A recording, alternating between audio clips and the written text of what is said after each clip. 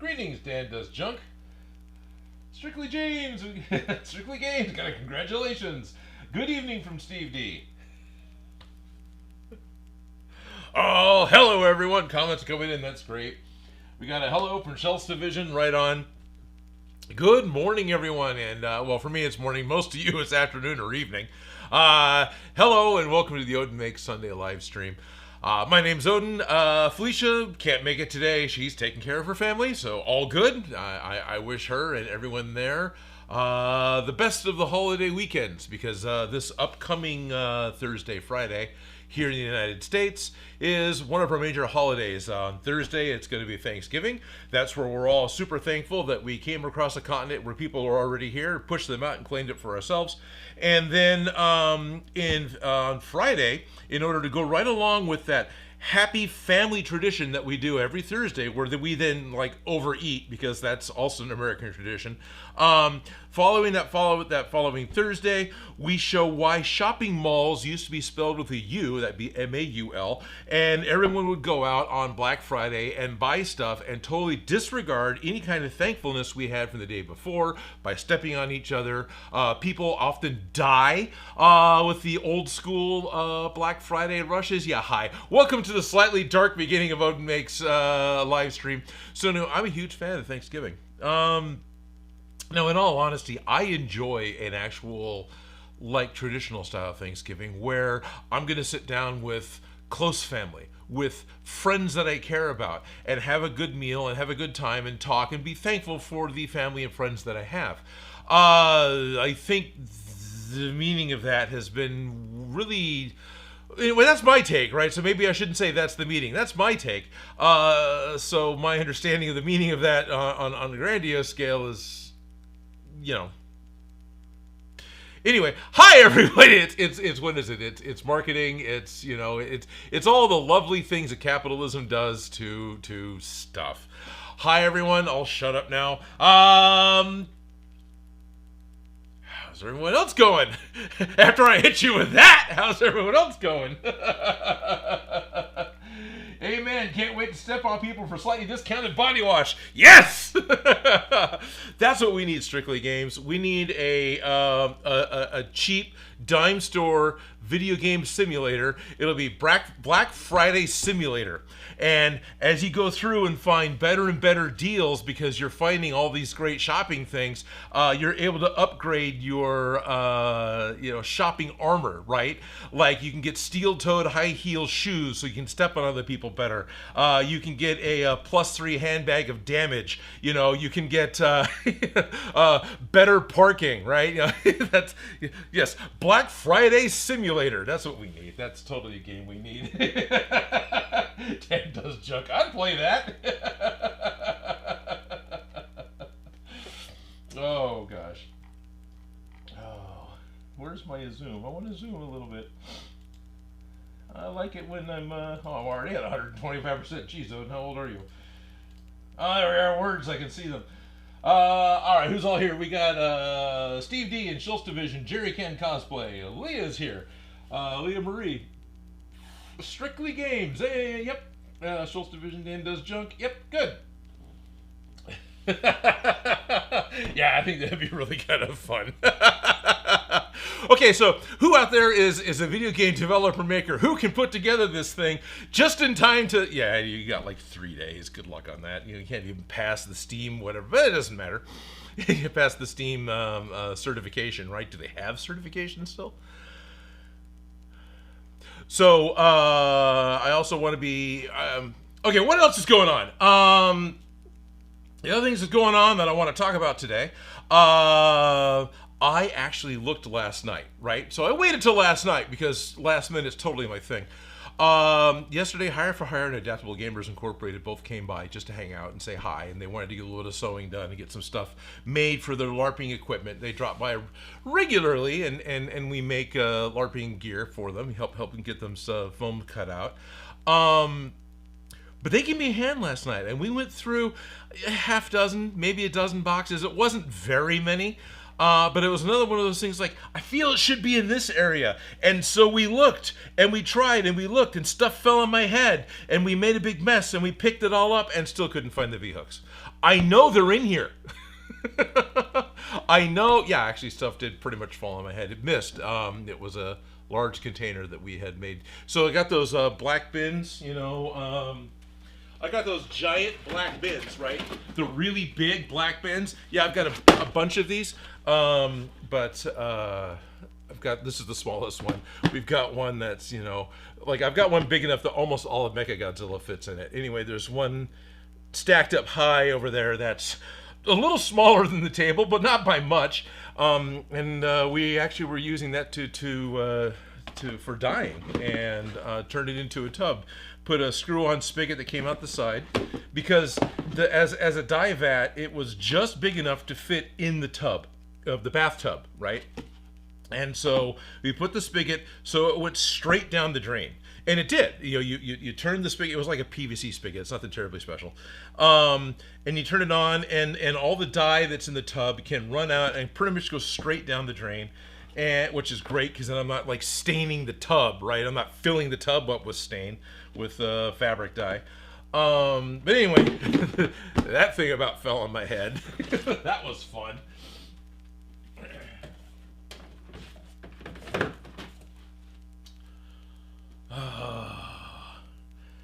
What was and the other thing that we've started doing, you might notice, for those of you who are really very observant, behind me is a little tiny speck of a bit cleaner. Just a wee little bit, not a whole lot. Why is that? Why is there like actual visible counter? Why is there, a corner with a Mechagodzilla? Because Shop Grumman and I have started recording the Odin Makes Advent Calendar, Advent Chaos. This is the thing that we've been doing for a couple of years now. What we did last year and what we're doing again this year is we have a couple of bins that are full of blind bag toys. These are like capsule toys, right? These are the things that usually are shrunk wrap inside of a small sphere. Inside of this, you have some sort of little toy that's in individual paper bags or plastic bags. Let me make a full sentence there. And then you put them together, or it's like a little craft kit, or it's little miniature things, or it's a Hot Wheels or a Gundam or a Transformer or something like that. Anyway, Shop Grumman has curated 25 different pairs of these blind bag. They're all different types. They're not all just the spheres, but these blind bag toy capsule things. Yeah, so 50 different things, right? Because each that way each bin, one for Shop Grumman, one for me, each bin has 25 identical sets of things. The things inside should not be identical. Because they're a blind bag, you don't know exactly what you're getting inside. It's kind of like a jumbo version of, for those of us who are nearing walker age, you put the coin-operated thing and you get the little capsule out of, the gumball machine, but there's a little stupid toy inside. Yeah, this is the jumbo version of the stupid toy inside. But a lot of these have, really fun things in them, really well done, miniatures, or little tiny craft kits, or little tiny stuffies, things like that. Previous to doing this 3 years ago, we were using the Lego Advent calendars, and that worked out really well. An Advent calendar, for those of you who may not remember, it's a Christmas tradition that I'm used to. Apparently it's also big in the UK. I have no idea how widespread past that. But basically, as a kid, you get this little box that either has a toy surprise inside, a little sweet inside, or sometimes it's just a little graphic, a little fun thing to open up. It doesn't do anything. It's just like, oh, today's a candle, and it's just little pictures, right? All those things are Advent calendars. And so day one, you open it up and you get this thing. Day two, you open it up, you get this thing. And it's a way of counting down towards Christmas. Some Advent calendars stop at the 24th, some stop at the 25th. What Shop Grumman and I did with the Lego Advent calendars was I would take the Star Wars one usually, and then they would have Marvel or City or some other theme, And we would both open up the day and then take out the little mini kit, because for Lego, it's the same thing. There's usually 24, and inside of each little cubby is a tiny little Lego kit in a poly bag, and you build that. And so we'd get it out, we'd see what it was, we'd build it. Sometimes it's a minifig, sometimes it's a little piece it's like a little tiny vehicle for Star Wars, or for like City, it'd be the Christmas tree, or a little toy train or something. And sometimes you would get something that wasn't anything because the next day completed it. So you open it up and you get like the seat to the throne, but the back doesn't come to the next day because piece count. Lego had to spread things out. It's all, number of pieces and cost, right? So it's not like they're being jerks. They're being budget friendly, budget wise, with how the pieces are being laid out in their advent calendar. So we would do this, and the idea was, on one day I would get Robin Buff, and on one day Shotgun would get a cork, and then we sit there and we look at it and go, okay, so we have these things. Out of Robin Buff and a cork, which one am I more excited about, or generally speaking, which one disappoints me less? And unfortunately, that really became the criteria. Which disappointed you less? And so in this case, Robin Buff would probably win. And that was just fun. So then you keep a tally, and you figure out who wins. You win nothing. It doesn't matter. But it's just fun. So and for total transparency, this whole idea came about from Ashens. Ashens is another YouTube channel. He's out of Britain, and his big thing, he enjoys finding what he calls tat. Tat is cheap crap. Basically dollar store toys, dollar store food, and he will review it on his channel. So it's all you see is his hands. So his camera's here looking at his brown couch. The brown couch is here, right? So from my point of view. And so he reaches around the camera and fiddles with the stuff and opens up and talks about what it is, and then maybe eats it. If it's supposed to be edible, sometimes it isn't, even though it was food in the 40s. He finds really old food and tries to eat it. Anyway, he and another friend of his called NerdCube would do their Advent countdown, and that's coming up actually on his channel as well. So it's over on the Ashens channel. So starting the 1st of December, he and NerdCube will do the same thing. But the Advent calendars seem to be a little bigger in the UK. There's a lot more selection, right? There's a lot more Advent calendars to be found. It seems like, as a viewer watching them, now they may just try really harder to find Advent calendars than we do. But also, that's just what it looks like to me.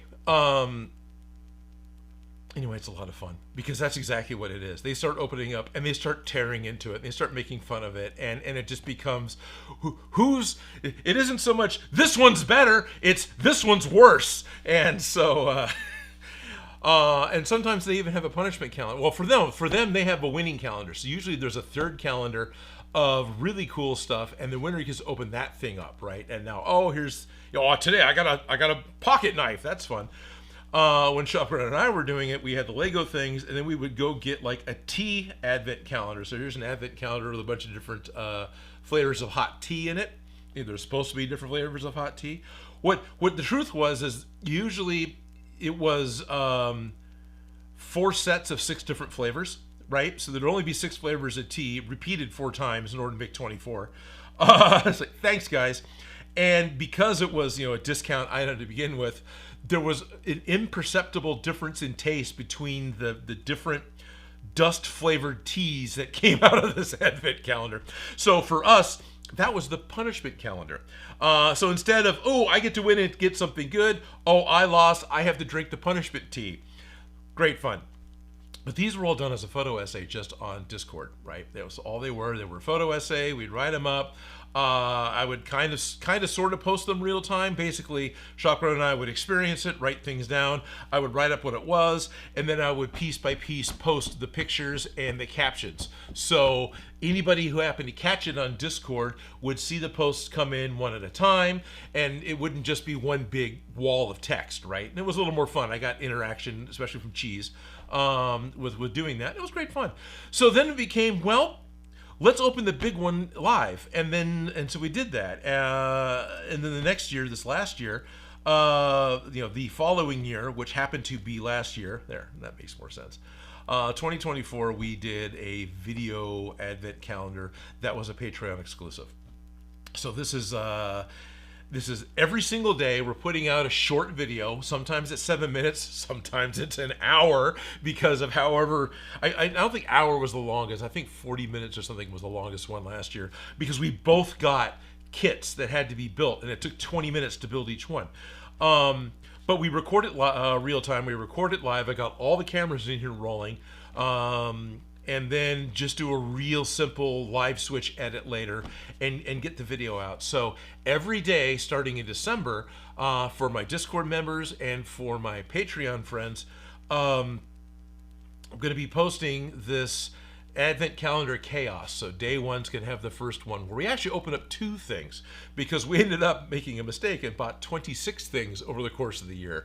So one thing that we pulled aside to kind of explain how it worked and did that one. And then we opened up day one. Because of the amount of time and effort that goes into this, we shoot beforehand. Surprise! Haven't finished it yet. We haven't got through all the days yet, but working on that. Might get a couple more hours of shooting done tonight, maybe. But anyway, yeah, that'll be fun. So if you're a member of one of those things, or if you just want to see them, it's go get the cheapest membership on Discord and dump it in January. That's fine. You'll be able to see the Advent Calendar Chaos of Shop Woman and I screwing around with capsule toys. Which is a lot of fun. I think I kept a thought through all that. I don't think I interrupted myself and forgot what I was talking about. Doctor Strange's cape for one day. So Shop Grandma was bringing up different things that happened with the Lego thing. So I talked about the throne, because there was a throne, like the Marvel one. We open it up, like I get whatever in Star Wars, something cool, and Shop Grandma opens up the Marvel one and gets obviously Loki's throne, right? It was green, it was gold, it had horns. Obviously this is Loki's throne. Super excited, because if you get a thing like that, usually the next day you get the minifigure that goes with it. Sometimes it's the other way around, but usually you'll get the little mini diorama in a Lego Advent Calendar, and then the next day you get the figure that goes along with it. So, got Loki's throne. That's awesome. Next year, we're going to get Loki. I was super excited because I really like the Loki character in the Marvel Universe. Yeah, it didn't happen. I don't remember what the next day was. It was something really boring and dumb. And so, that was it. That was the entire Loki for all of the Advent Calendar, was the throne. So, I guess Loki changed himself into a throne in order to trick somebody to sit on him. Same idea. One day with the Marvel calendar, open it up, and inside, not even in a poly bag, I don't think. I think it was just in the box, was the vinyl or soft plastic sculpted Doctor Strange cape. So here's the Sorcerer Supreme cape. He's got a name. I forget the name of the cape. It is effectively a character all on its own. And same thing. This is awesome. Doctor Strange should come the next day. No, it was the cape. That's all there was. That was the entire reference to Doctor Strange, was just the cape. And it was just a red cape. It could be Superman's cape, because that's the level of detail it had. It was just a red cape. It had none of the Sorcerer Supreme print on it, which it's a vinyl cape with all the shapes to it. I don't know if Lego could print on that. So, of course, also didn't have Superman Shield S. So the best we could figure is that Spider-Man got to wear it, because there was a point in time when Spider-Man was wearing the cape, and the two were working together in a What If episode, I think. So, great. I got... It's one of those things we're opening up, and Chakram opens it up and goes, "Oh, yeah, you win today." And I go, "Oh, really?" And I put together something that's like, dumb. I don't even remember what it was, but it was not exciting. I know you guys in Discord either remember or can go look it up. You go, "Okay, well, I got the spare tire for a B-Wing fighter. That's all I got. What did you get?" "Doctor Strange's cape." "Oh, geez, yeah, I guess I did win."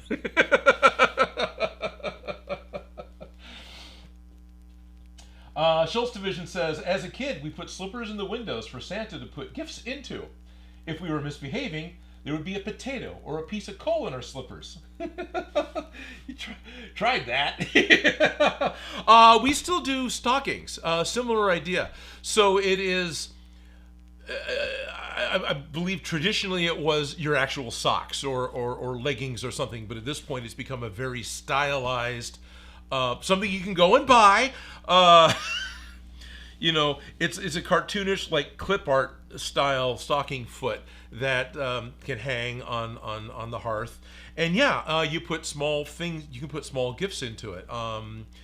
A tradition that's come about that I'm not sure where it came from is an orange. So way down to the toe of your stocking, someone will put an orange or one of those little tiny, mandarin oranges, which is still an orange. But yeah, you can also do coal or rocks or whatever fun stuff. I remember actually finding some coal candy at one point and then putting that into a stocking. But yeah, so we still kind of do that, and we have stockings, and it's fun to put it with a stocking. It's usually candy and then really small gifts that aren't wrapped. Right, they're just shoved in the stocking, which is fun. Jerry Kaz Cosplay says, "Oh man, I love Ashens." Yeah, he's great, isn't he?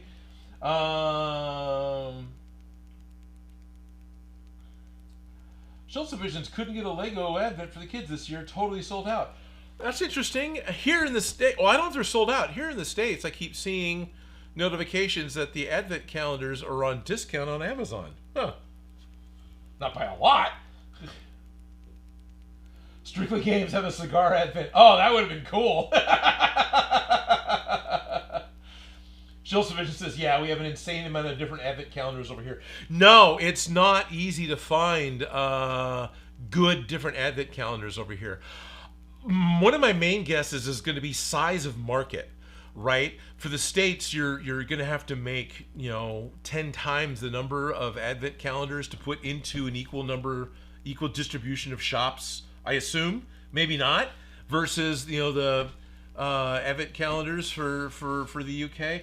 Just a guess. This is something I've heard about before, where you get limited edition stuff, and it was easier to do cool limited edition stuff for a country that overall was smaller in size versus the big ass countries that have way too many people. I guess it's just less what do you want to call it? Less gambling on everything being sold and more stuff going to the discount bin. Or it just doesn't catch on. Maybe it's just not the right mindset over here for such a thing. Because that's very much a delayed gratitude. That's very much I'm going to wait each day and open it up and have fun with it type of a toy. And Americans on a whole don't think that way. We are a microwave fast food, want it all now kind of group of people. And so I could see more that the Advent calendars aren't going to catch on for the impatience over here than anywhere else who's civilized. Jerry Can got a fake Lego Advent calendar this year? Oh, please, tell me more about that. I want to hear more about the fake one. Ashton's fake Lego Game Boy one was great. Okay, so the fake one was the one from AliExpress. Yeah, all good. Those are fun. We had talked about doing an Advent calendar when we're still going to try and stick with the Lego theme. Because ultimately, with the Advent calendar, it doesn't matter how bad the calendar is. You still got Lego, right? So, great. But what we talked about with doing the Advent calendar for 2024, and then Shock Brumman had the good idea to change to blind bag toys, and that was a way better idea. I was thinking, well, we should find 24 different sets of poly bags. Just the simple little, they're used to be a lot cheaper. They're like $5 a piece now. They're not that cheap. But it's a small little poly bags. Usually it's a little Star Wars ship. Recently I've seen a couple little Minecraft scenes and a couple little Animal Crossing scenes. Usually those like a friend's poly bag that's got a person and a little bunny or something. And anyway, get a whole bunch of those and do the same thing that we've been doing. What we ended up doing with this, where it was, there's a whole bunch of poly bags in a box. You pull one out, and then the other person pulls one out. And this is what we got. But now doing they usually sit over here. I moved them for the live stream. Doing what we're doing now and doing again this year with the totally random, could be anything. Way more fun. Way more fun. Not cheap, but way more fun. Schultz says, my dad normally has a whiskey advent calendar. That way, what a way to wake up every day in December. This year we got him a beer calendar instead. Less alcohol. Yeah. I thought about that because there was a point in time where it was like, there's even capsules that are slightly bigger. We could put a mini bar bottle in that. And I was like, nah, I don't want to drink. Yeah, let's not. Needs to sew a new stocking this year. Yeah, that'd be cool, Shop Grumman. The mini tank came from the advent calendars. Yes, such a brilliant creation. Yes, Dan does dunk a sake. Dan does dunk. Dan does dunk. Can you fly, Dan? I was quoting RoboCop for some reason. The mini tank. Dan actually made an Odin scale-sized foam mini tank. This is using the minifig roller skate, and then there's like kind of a panhandle shape, right? It's basically, it's a small rod with a single round stud stuck on it, right? That's kind of what the Lego piece is. And you always get extras. That's one of the fun things for me with Legos. You get those little tiny pieces, and they'll often give you an extra one. I'm not sure if they're being nice or if it's just it's just cheaper to give you an extra one in the case that you lose it.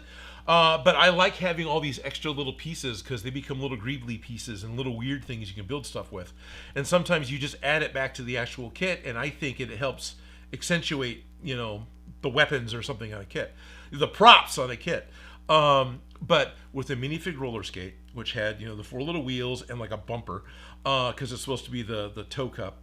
And then this other round stud with a rod on it, the two fit together, and now you had this like 4-wheeled tank. It was about that big, it was a little tiny thing. It's little, like until the other camera, I'm not going to switch. It was a little, so he made it Odin scale, so it's nice and big, and it's safe in the other room. So I'm sorry I can't go and grab it. But yeah, that's totally where it came from, was the advent calendars, because it was left over from like a chicken walker build. I think both pieces came from a chicken walker build. The ATST from Empire Strikes Back, or more notably Return of the Jedi. Shady Fox is here. Hello, Duncan Dan. What a concept. Dan can't dunk. Maybe he can dunk in a laundry basket. Yeah, maybe. All right. Let's see. Am I good on catching up with everything here? Gotcha machines. Yep. Some advent calendars are only like 12 days long. Right. Oh, 12 days, like the song. Okay, yeah. Good. Okay. So, what am I doing today? I almost feel like I want to drag that up for another 15 minutes, but what am I doing today? Because I'll end up saying the same thing in 15 minutes. So,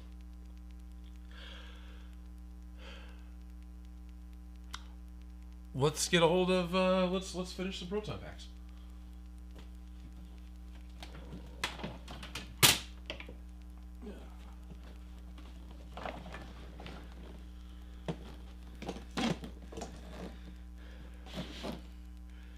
Yeah, there is. It's on camera too.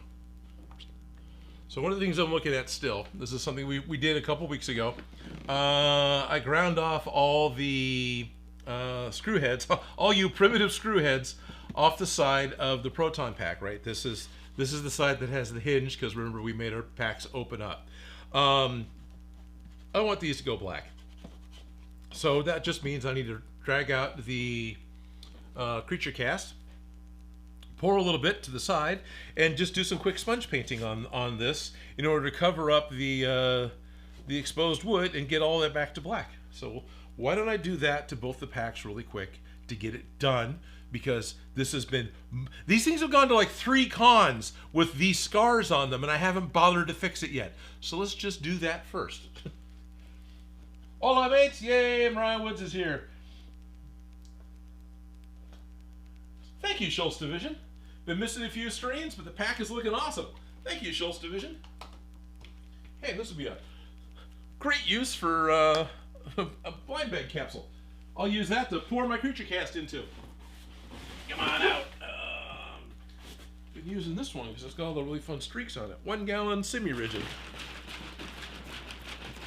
Right? Or is that just what we use for semi-rigid? No, that's what we're using for Stompy, right? Rigid's what we've been using for the packs. Was helping Dave, or Aria51 if he's here yet, with his Stompy cosplay, which he competed with this last Saturday at a con. Haven't heard how that's gone yet. But one of the things we did was get his full suit all sealed up with Creature Cast neoprene.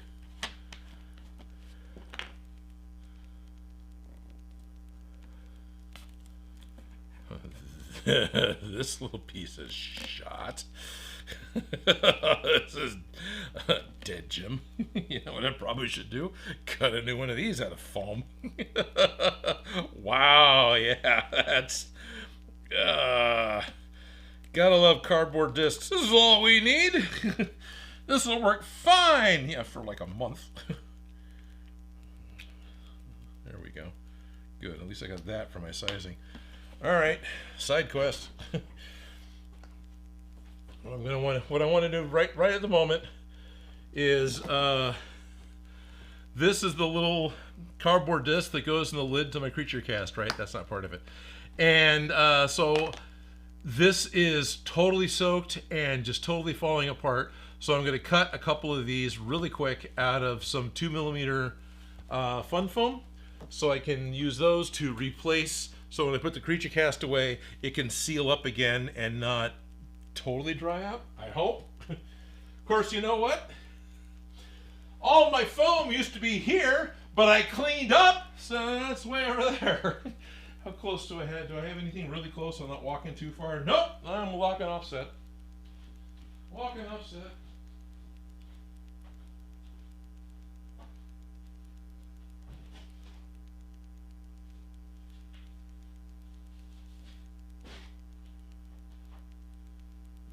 Coming back. So I just got a basic sheet of 2mm fun foam. This is stuff I got on discount for some of the last days that Joanne's was alive. Because when we found, when all that stuff went to like 40% off, I bought way more than I should have at the time, but I've still got a lot of color foam. Okay, so we're going to... One complaint I have with the individual sheets you buy, you can't really see it probably, is they put a paper label and you end up with a snake bite or vampire bite in the foam because of the way they connect the label to the foam. This had, you have that swing tag gun, right, where it puts in a little T-bar shaped piece of plastic, so it injects it and spits it through and turns it in half, right? So it did that twice through the corner of the foam. Realistically, it's fine because this is such a small area, it doesn't really matter. But I'm like, oh, maybe I can cut around it. It's like, yeah, I suppose maybe I could. I'm right there on that one. But, you know, it's interesting that it's just one of those things that's like, well, guys, all right, thanks. So...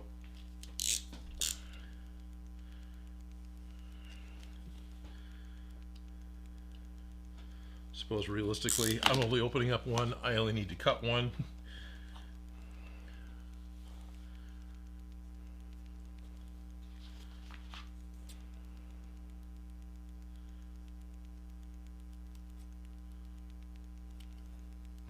I actually did this a couple times with the plaid paints. Now, this stuff, you know, the foam, it works, right? This totally works for sealing your stuff back up. However, this will probably also self-destruct in like 2 uses. So while, you know, I actually might keep the 2 of them together, this will give some bulk to it, and then this will actually cause some seal. But it's gonna crush in there, and it'll actually seal my bottle up, but it'll still fall apart. But it did work for the plaid paints. You know, it worked out really well for those, because same thing, you have this paint that, you know, I pick up and immediately want to shake to stir up the paint inside, and all it does is cover this with wet paint, especially with the wet, like, moisture that's gone to the top of the paint, and ruins it in a hurry.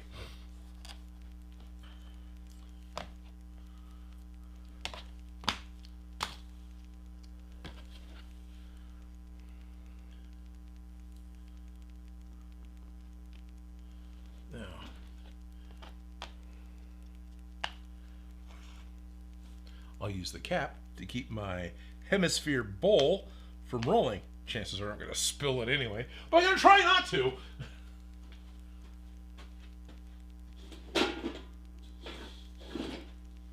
Get myself a wee bit of sponge foam. So glad Shop Gremlin grabbed a bunch of this crap from where they were working. This is anti-static foam for electronics. Shop Gremlin works in the manufacturing type of place, and so the circuit boards that get delivered come packed in between sheets of this anti-static purple foam. But it's still foam, and it still works like foam. Oh, that's better. I know you guys can't see it because I went through it really quick, but oh, 3's not what I want, is it? Let's try 2. But just like that, the wood pieces are gone, and then I've got, oh man, that's hard to see. Got this edge here. Sorry, it's out of focus. Got this edge here. This needs to be covered to not be wood anymore. Try and get the hose out of the way. That was something else I was looking for. I found 4 XLR plugs that I'd be happy to sacrifice in order to make this hose disconnect, but they were all the female sides of the plug. It's like, well, dang it! I kind of need a pair in order for this to work.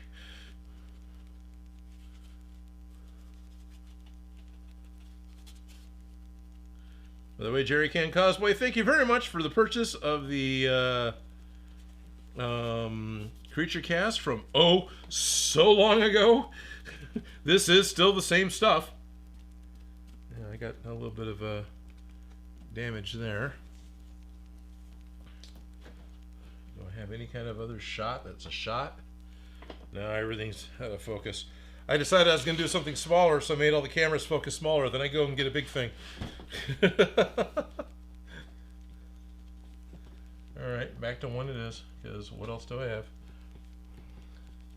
Just know that I'm looking around for places where the Creature Cast has rubbed, which for the most part it hasn't actually. I mean, I've been kind of careful with these, kind of as careful as I ever am with my crap. Yeah, there's some red here. But what's kind of neat is there's enough of this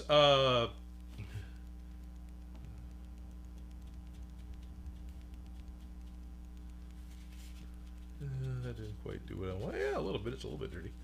Let's do that.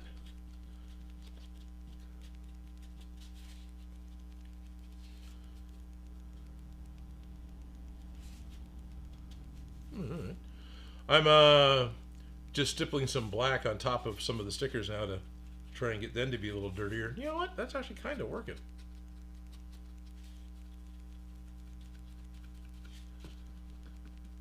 Totally got distracted. What I was thinking about before that I interrupted myself on was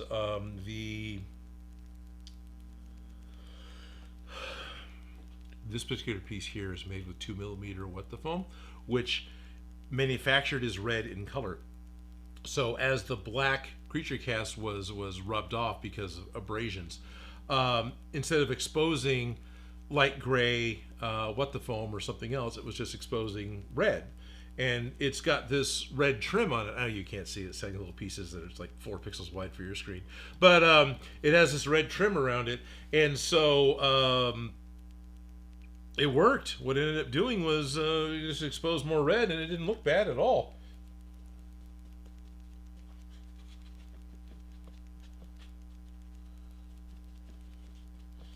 I see motion in chat.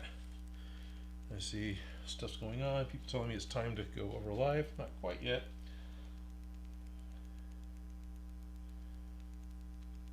Advent calendar pizza.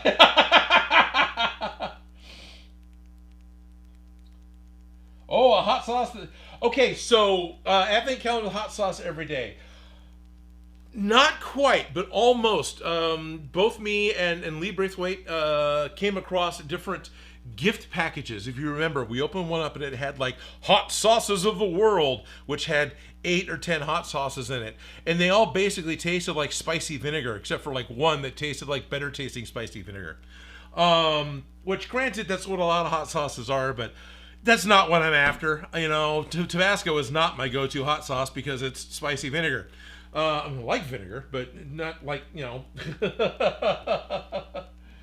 Okay, what are we doing up here now? We've got no correct circle sizes in the circle jar. Good. You know, Steve, maybe.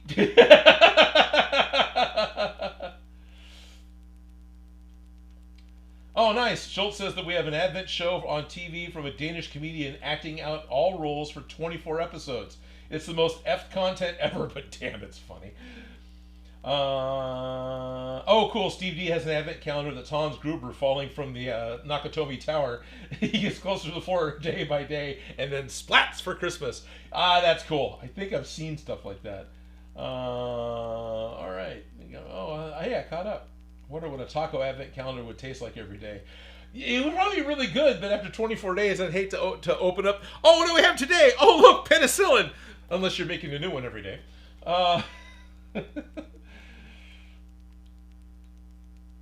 Advent calendar with a papaya salad, and every day you'd have to add one more of that chili pepper to see how far you can go. Okay, and that's why making it to day 7, that'd be pushing it. Oh yeah, Jerry Can gets the Cholula Texas Pete hot sauce. Yeah, that one's not bad. I've got my I bought from Costco a couple of those quart-size Tapatio hot sauces, and I'm 2/3 of the way through one of them at this point.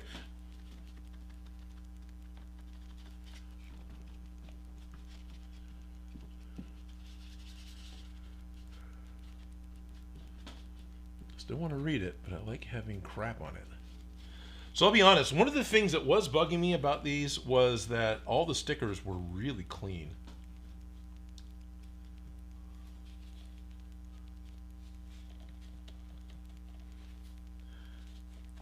And like, not that that's really a problem, but you weather everything else and then the stickers are all perfect. Stickers need to be dirty. Now, this is only a neoprene rubber that I'm putting on top of vinyl stickers, which means it'll come off. But that's also kind of a good thing, because if I look at it, 2 months from now and go, man, I really messed that one up, it'll come off.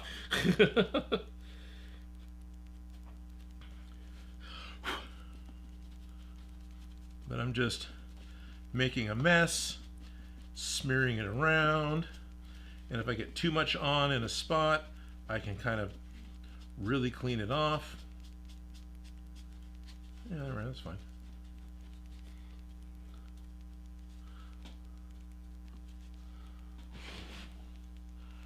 Then, I still got those feet, right? They're still here? Yeah, good. I can't reach this one. Well, yeah, I can.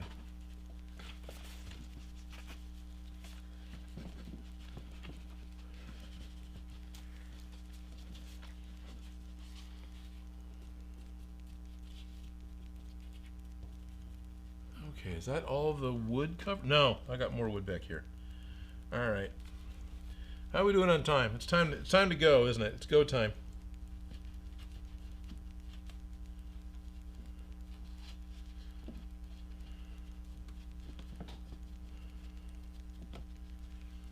he says as he continues to just paint.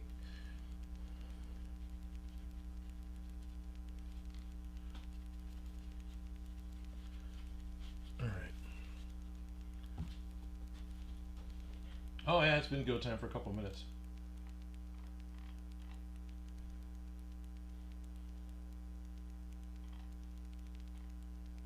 I gotta make this smaller so I can get to stuff. I'm zoomed in and I can't find the edit button to go public. Unlisted. Public. Done. Category. Yeah, that's fine. Playlists. Ghostbusters and live streams and done and save. There we go. Okay, now we'll zoom back in so I can see comments again. There we are. Where did Odin go? Oh, my just...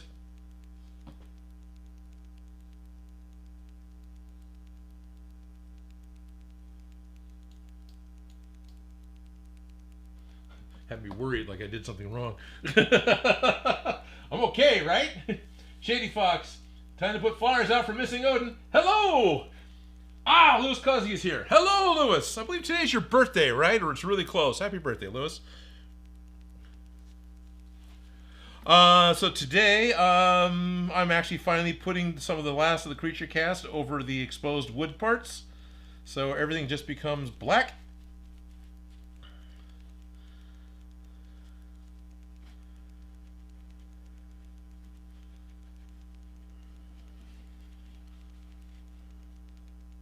Still have another pack to do.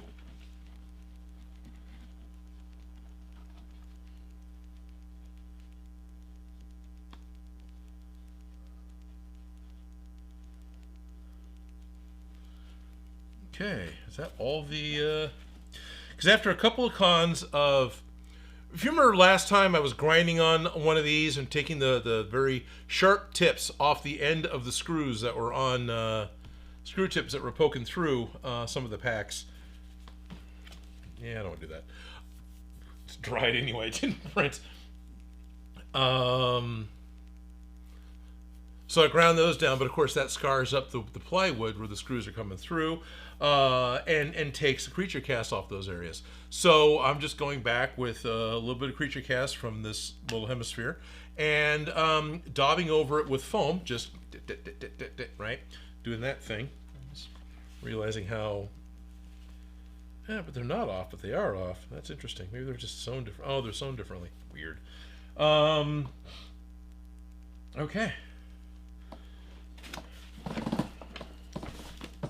I am way space case at the moment. Sorry, guys. Oh, here's a chance to knock down the silver a little bit, right?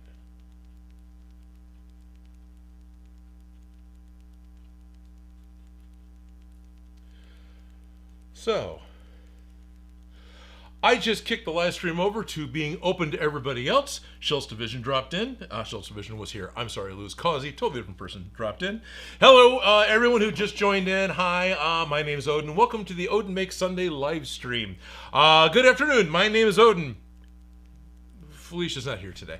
Felicia was unable to make it. She's taking care of her family today, which is great because this week, this upcoming couple of days here in the United States, is going to be Thanksgiving. So it's Thanksgiving for us here on Thursday, followed by the shopping abuse bonanza that is known as Black Friday, which thankfully has become way more online. I'm sorry, all of you delivery drivers, but for the health and safety of the individuals that used to do the hardcore stadium crush to get through the doors at stupid 30 in the morning to get the best deals immediately after a nice quiet day where you're supposed to be thankful with your family. Balance, I guess. Anyway, so those two fantastic days are coming up. For those of you who are just now joining us later on, if you want, back up. We joke about making Black Friday shopping simulator the game. But what I'm doing today is trying to catch up on a couple little things. I just went through on this pack. I still have got the other one to do, where it's way up in the corner. You can kind of see it. It's way up there. because I ground the pokey bits of the screws off that poke through the plywood. I need to go back and fix those scars, as well as a couple of the places where plywood was still being exposed, so everything got painted black. And the other thing I went ahead and tried, which you probably can't see from this distance, I've got some a little bit of creature cast, a little bit of black smeared on top of all the vinyl stickers. Creature cast is a neoprene sealant, and putting that on top of vinyl is not permanent. When it dries, I should be able to just rub it off. Yes, rub it off, not rub it out. And yeah, it looks like I totally could, which is great because that means it's not permanent. So if there's a point in time in the future where I feel like I wasn't happy with the weathering, if you want to call it that, basically I'm trying to knock the clean off of all the brand new vinyl stickers. And that's all I was really trying to do. Let me move this. Okay, I need to make sure I don't spill this guy. I don't set anything on. Well, I'll just throw this sponge away and get a new one.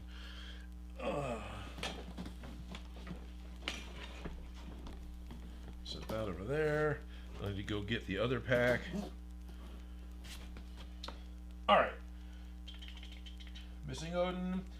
P-Troop stream. Since when did we start dabbing in catheters? Sabo Slasher. Oh, the Ghostbusters are wearing their catheters on the outside, and yeah, I'll be diving into that next. Hi all, where are we all at? DJ Stumpy, I'm in California. So for me, it's just now noon. I just hit the PM. I bet it's, afternoon for absolutely everybody else who's watching, except for if Trash Panda's watching, then it's like 5 in the morning because Trash Panda's in Australia, which is really cool. MC Audio is from Germany. Love my content. Thank you, MC Audio. Kathy Reagan is here. My cousin's here. Hey, what am I building there? Kathy, this is a Proton pack from the 1984 Ghostbusters. And because there's been a number of different movies, this one is very much styled after the design they had from the 1984 Ghostbusters, with a couple of things that we couldn't do because we can't get those surplus items anymore. So if you want to get real nitpicky, this is more of a Ghostbusters 2 cable ribbon because it's just a multicolored, ribbon, as opposed to the one that has a very definite red and black, power, negative, and ground lines that are in it. It's a very specific military surplus cable they used for the first movie. And honestly, even the productions of all the sequels of Ghostbusters couldn't find more of that cable. So they've gone to this branded, braided, like SCSI computer cable that's a bit easier to get a hold of, and apparently it's still being manufactured. Or at least this one years. We got Guten Abend von Denmark. That's very cool, Schultz Division. I'm sure I pronounced that horribly. Oh wow, I actually nailed that one after another. Dan Does Junk, happy Thanksgiving. Hi Odin from John Hibbard, 1355. Wow! 13. I like how a lot of people like to put their birth years in their usernames. So John Hibbard was born in 1355. Dude, I'm impressed that you're watching my show. Thank you very much. MC Audio 2020. Okay, let's not keep going with that joke. Looks like a backpack from Ghostbusters. It absolutely is. DJ Stumpy 73.99. I love how all of a sudden everybody's got numbers. Okay, it's probably month, date, year, but still. Prop Store having an exhibition in London Tuesday and Wednesday. If you could go, what would you be hoping to get a close-up look at? Is there a holy grail? Okay, DJ Stumpy, I love the Prop Store auctions. Right, so this is a great question.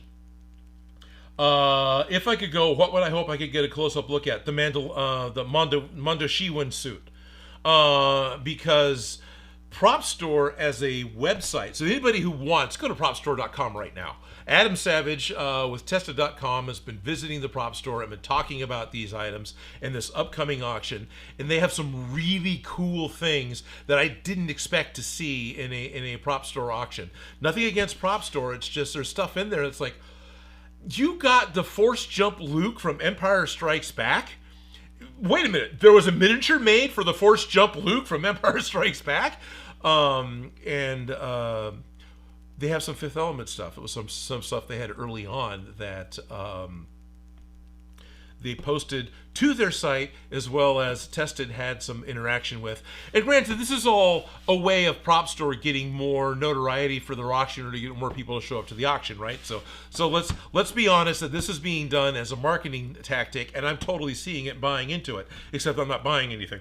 But I'm talking about it, so it's working, right? Because that's marketing. They have a number of really cool Fifth Element props. They have one of the few full Mondoshiwan, I believe I'm pronouncing that right, suits. These are the little tiny bird head guys, or the big suits that come back and forth, that show up in the very beginning of the movie with Aziz Light. They're the ones that helped bring Lilu back, right? They're the ones that were the guardians for that. So these giant practical suits that they had for some of those scenes, they have one, and they're putting it up for auction. I do think it is not a single suit from a single performer from a single scene. I think the suit is bits and pieces from a couple of different suits in order to assemble a full one. But still, who cares? Because that's the way it was done in production, right? They had a mold to make pants, they had a mold to make gloves, and so on and so forth. And so the fact that they can mix and match parts, that they will admit that they do that, but personally that doesn't take anything away from me, because they made 4 or 5 suits, so what? What I thought was really cool, and I wish YouTube wasn't so harsh on making gun-shaped objects, they have one of Corbin Dallas's stunt pistols. So this is the big square pistol, and I've looked at this a number of times in the past as a possible build, because it is cool and simple at the same time. But it's just a big comic book, big square. It's got some big heat sinks marks on it, and a silver barrel. What they have in the Prop Store auction is the stunt version. So this, instead of the hero prop that you see up close that looks, like a futuristic ray gun, this one's made from foam, so the stuntman can jump with it, they can drop it, they can throw it, things like that, and it's not going to damage the expensive one, right? But what's really cool, the Prop Store does, is they don't just take a quick click, well, there it is, go bid on it. They take images of it, right? So you get to see it from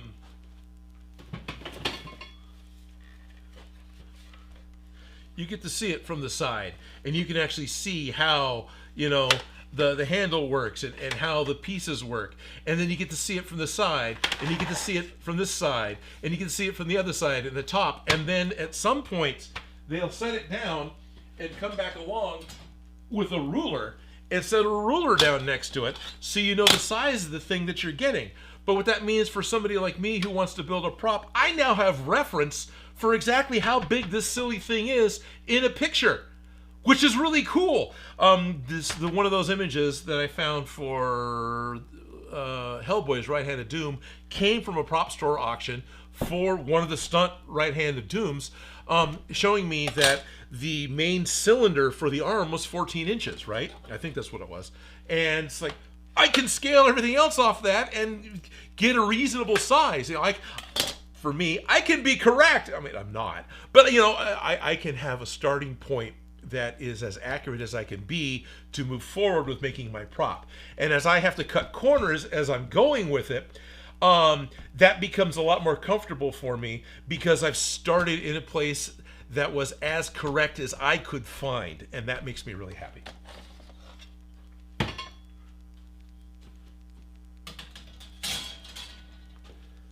So this Corbin Dallas pistol literally has a ruler next to it, so you can see just how long it is. And that's all you need. We're looking at pictures. If I can see just how long it is, I can figure everything else out. I can, even if I'm just guesstimating, because all it has to do is look about right. Because especially some of the older props, some of the newer movies, we got a lot better resolution now than we used to. But some of the older props, you have your hero prop, which is amazing, and then you have your stunt prop, which is basically trash bags filled full of batting. No joke. But it works in film, because if you establish with a really cool thing that, hey, this is the thing, and you let the audience get to see it, and then you cut to a couple other things where that's the thing, but on screen It's so small, it's so blurry because it's going by so quickly. It's yeah, it's a grocery bag that's been roughly painted. And it works. It's really kind of cool. Also, acting and motions work along with it. There was an early project I was doing with Joe Gillis, and you can find it on YouTube if you dig really hard. It's called 9 Items or Less, and it's the number 9. And it's a joke on giant-sized shopping, right? So, Black Friday! It's our intrepid hero in this silent movie era film. So it was shot on black and white. It was shot on 16 millimeter film. Our hero, the fellow, I don't think he had a name because he doesn't need one, was just going shopping and had, I think he had one item in his cart, and he just wanted to buy whatever it was. And I don't remember. It was a joke on the giant, oversized American grocery stores in Costco, where in the end he goes up the checkout and you can't see the checkout clerk from the end of the line, type of a thing, right? And I remember helping to make checkout stand lines and aisle signs where you'd hang up, aisle, and you'd be able to identify what aisle it was. And in the movie, he's walking down like aisle 99 ZA, because the number of aisles have gone not only to double digits, but then the rows have gone beyond a single set of alphabets, right? Anyway, yeah, so it ends up with a pie in the face because that's what you do in silent movies. 9 Items or Less. So with that, in that thing, there's a couple of montage scenes we did of the strange fellow, whichever. He's walking through the store, and stuff is going on around him, right? He's just walking through. And I have a little cameo in there as a robber, but I'm lost in the store, right? I'm nowhere near where I need to be, but I'm in there. And actually, I guess I got 2 cameos, but I'm a robber in one, and then another guy trying to count money and not having enough in line while someone else steals like brandy out of my shopping cart. But in order to be a robber in the store, this is something we came up with on the spot. This wasn't planned ahead. And so we're in Cordy Brothers. It's a grocery reseller here in Sacramento, and they agreed to let Joe shoot at night after the store was closed. The manager just hung around to make sure that everything was all good and fine and dandy. So we were able to turn on the lights. We were able to be in a location that looked like a grocery store. Joe actually got insurance for the production to be in there. That's important. Don't just think that just asking for permission is good enough. Joe went so far as to also have insurance for the production.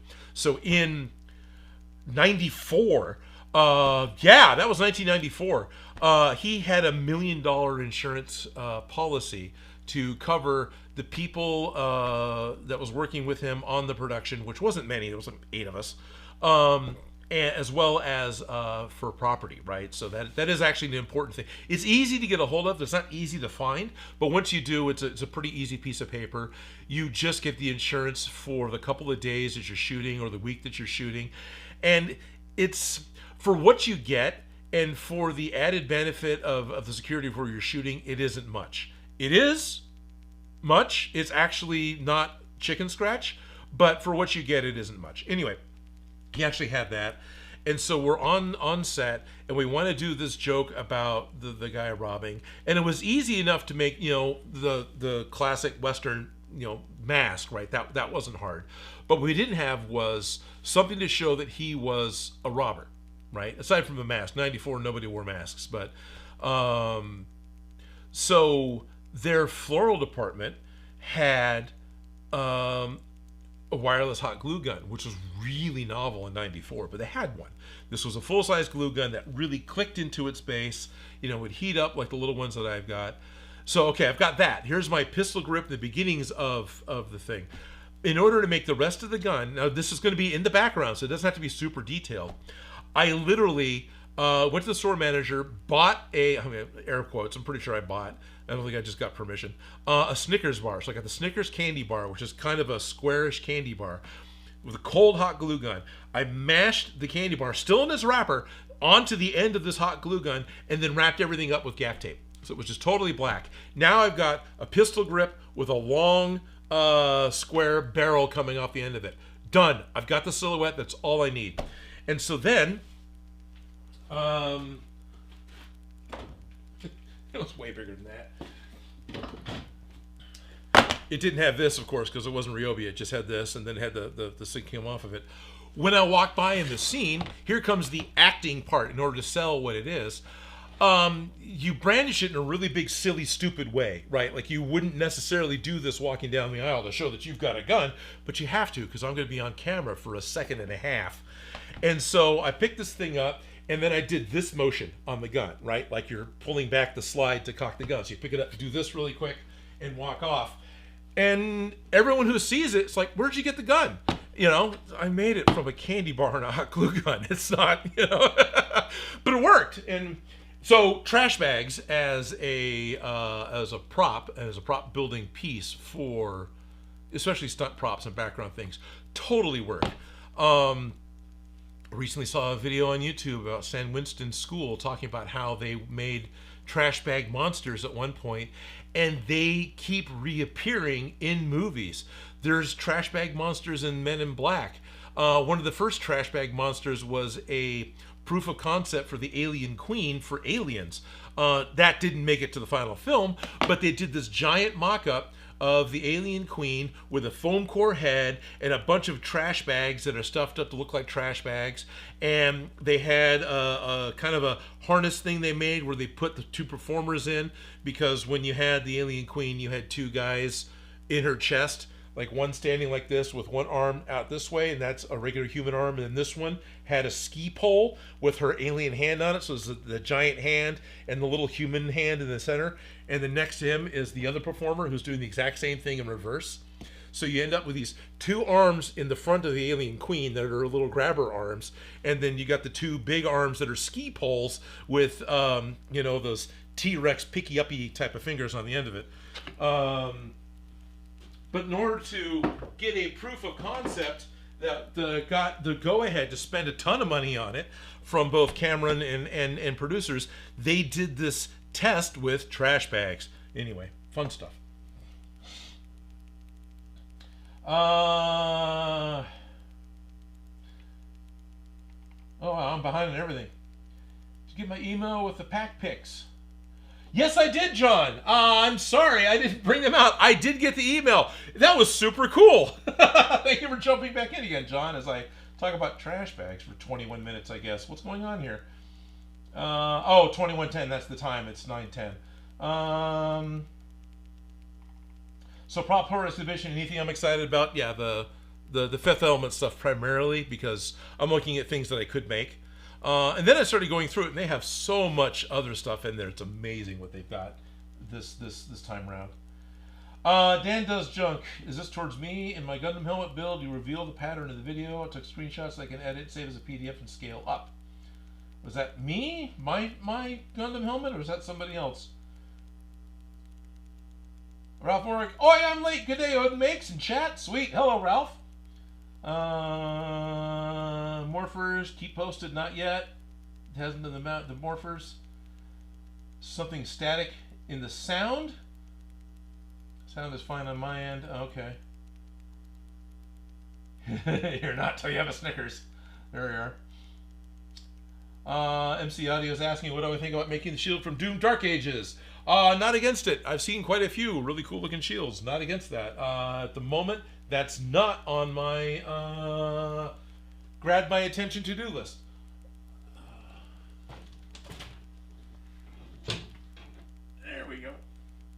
So that worked. I was able to find a couple of inexpensive wreath holders. Thank you, Shop Gremlin, for giving me a hand with purchasing these things. So they're up there. You can't see them at all, but it's the hook that you put on your door so you can hang your Christmas wreath on, right? Bought a couple of those. They hang over the set wall, and the Proton pack can hang on it. Very happy about that. Yeah, that's too far away. You can't see. You can kind of see here that I got some smooch on the blue thing, right? versus the one that's just totally clean. And same thing with the danger down there. See, I got the one here, it's totally clean and out of focus, versus the one over there that's not totally clean and in focus. Yeah, there we go. One of these days I'll figure out how cameras work. So that's kind of what I was doing right now. What I'm going to do really quick to this pack is I'm going to dirty up all the stickers, and then I also want to cover up the wood bits that are exposed from taking off the screw tips. So that's what I'm going to do really quick to this pack, and then move on to something else. Try not to just talk the whole... Hello and welcome to the Odin Makes Ramble.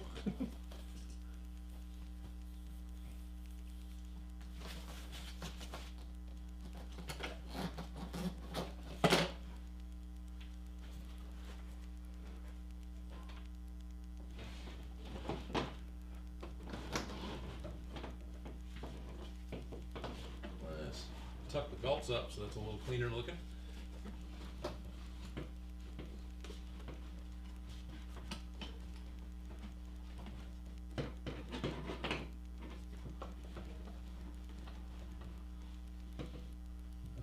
That was Felicia's pack, because I can see where the belt's been set. That's I'm not gonna go around my waist. Hey John, so thanks for jumping in again. Good afternoon, Odin, says Ernie Steven 8291. The sound is making the same noise that Marty had before blowing up the giant speaker, humming and...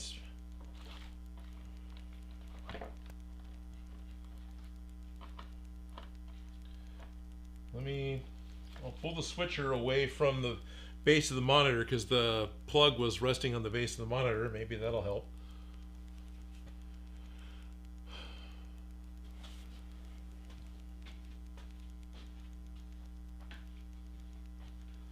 Hello, welcome to Odin's butt. Let's plug it in all the way. My microphone's right here. I know you guys can't, you shouldn't be able to see it, but it's microphone's right here, just out of frame. So yeah, I got a camera right here too. But I don't know, I'm trying to check my connections here. Hopefully that's okay. I haven't really changed that much in the past year.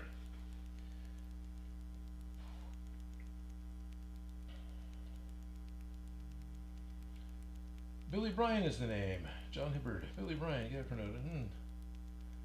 I heard I was able to find how. Sorry, Ralph, I said the wrong thing. If you could one new hotness, the other old and busted, to quote. Okay. Oh, right. Gotcha. Louis Causey is saying with the packs, I could leave one the new hotness, and I could leave the other one as old and busted, to quote Men in Black. Funny. I guess my brain is just, you know, everything's going to be similar. They don't need to be, but...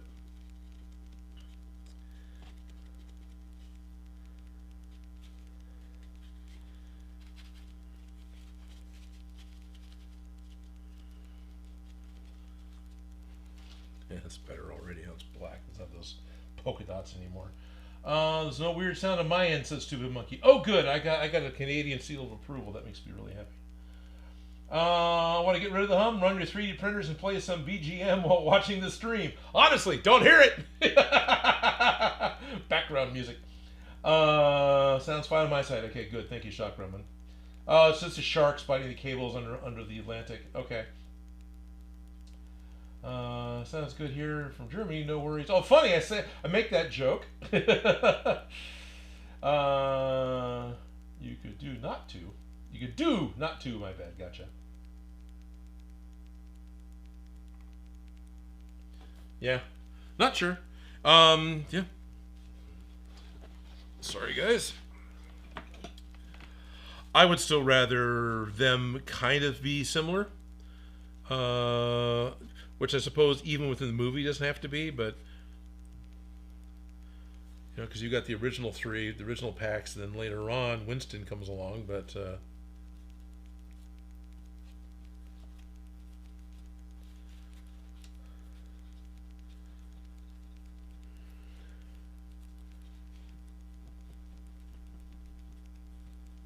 Making me happy the plywood's going away. I'll tell you that much. It's not like, you know, there wasn't plywood in universe. You know, like I'm sure Egon used whatever was going to work. I don't think he was, nope, this can only be aluminum. This can only be titanium. You know, I wouldn't think. I don't know. Maybe he does.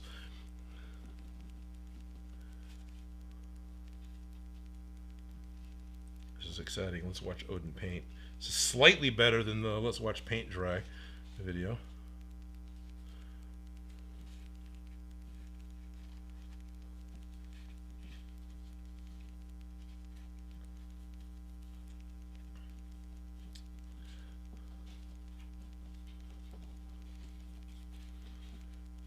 Way too much. I don't want. There we go.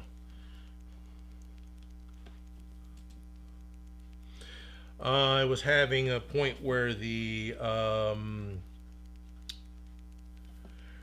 was enough creature cast in between two different pieces. The fluid was bridging the gap. I didn't want that to dry in place. Right? I didn't want to have that. I've got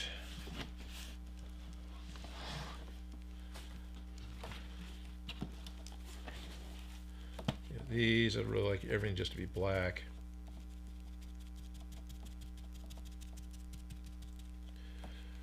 So I'm painting with creature cast again. This is a neoprene sealer, a neoprene based sealer. So unlike Plastidip, which is more of a vinyl with a lot of really fun chemicals. This is neoprene. It's a rubber substitute. It works really well for sealing foam, and it's water-based. It is classified as non-toxic. That doesn't mean I can drink it. It just means that, you know, I don't need all the safety gear and fume concerns that come along with using the other chemical stuff.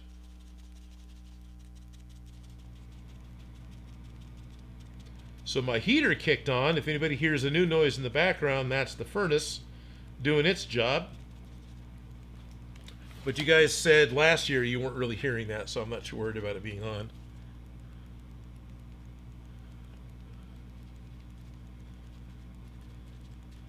I don't have a heater in here with me. It's just whatever temperature it is in here, because I don't really care. I do, but I don't.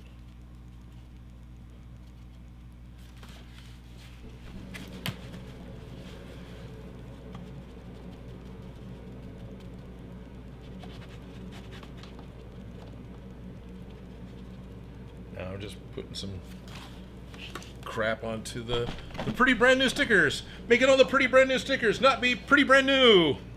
Saw movement. What happened? Question disappeared from Lewis. Well, I missed the question.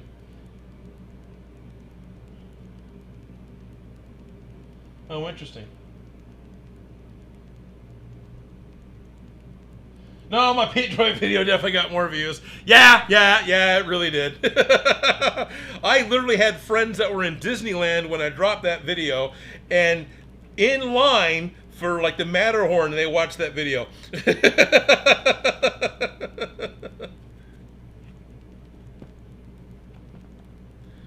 Okay, so I don't know what the static is. The static was here before the heater kicked on.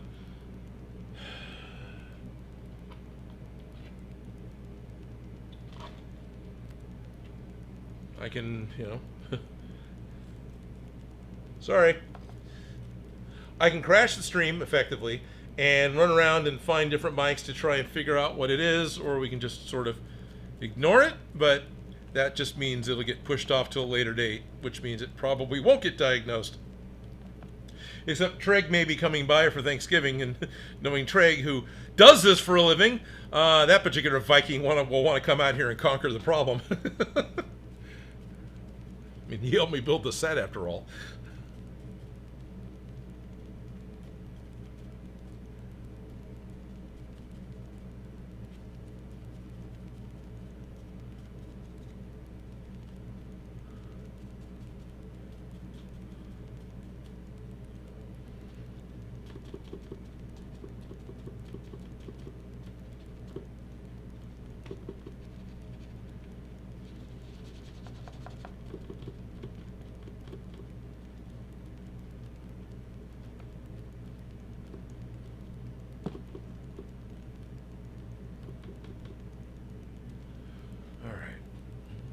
nicest things to do here.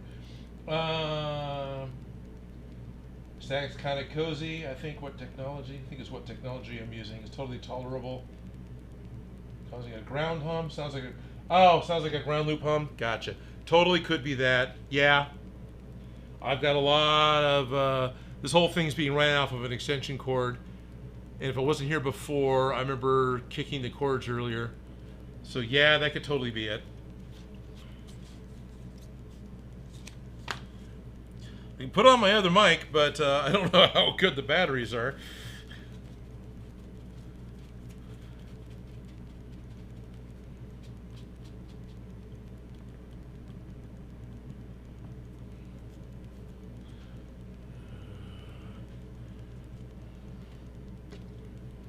Chance to take down some of the streaks in here I don't like.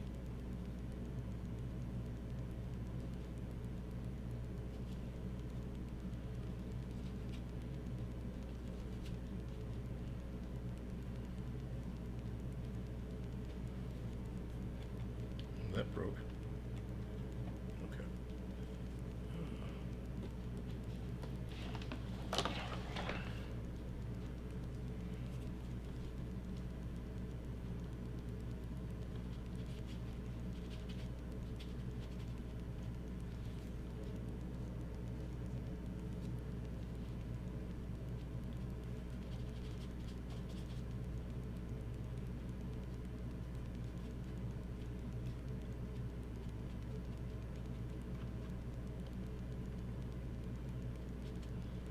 Starting to literally finger paint.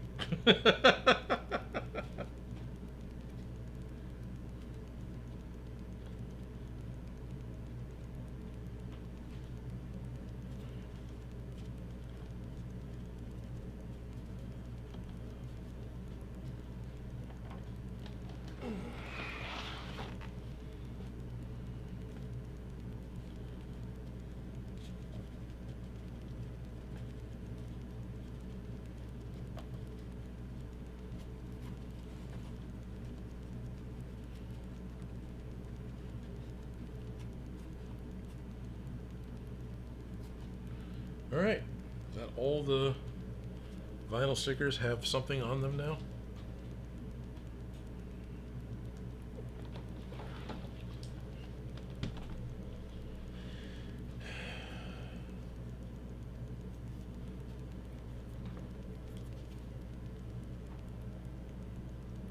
Well, I spent a lot of time working on this, and there's not a lot of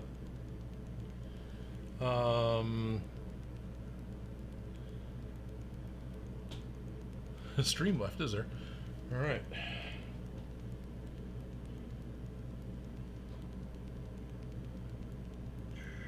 Make sure I'm here. Please update. Make sure those pictures go up there. All right. Try not to grab the wet stuff. Okay.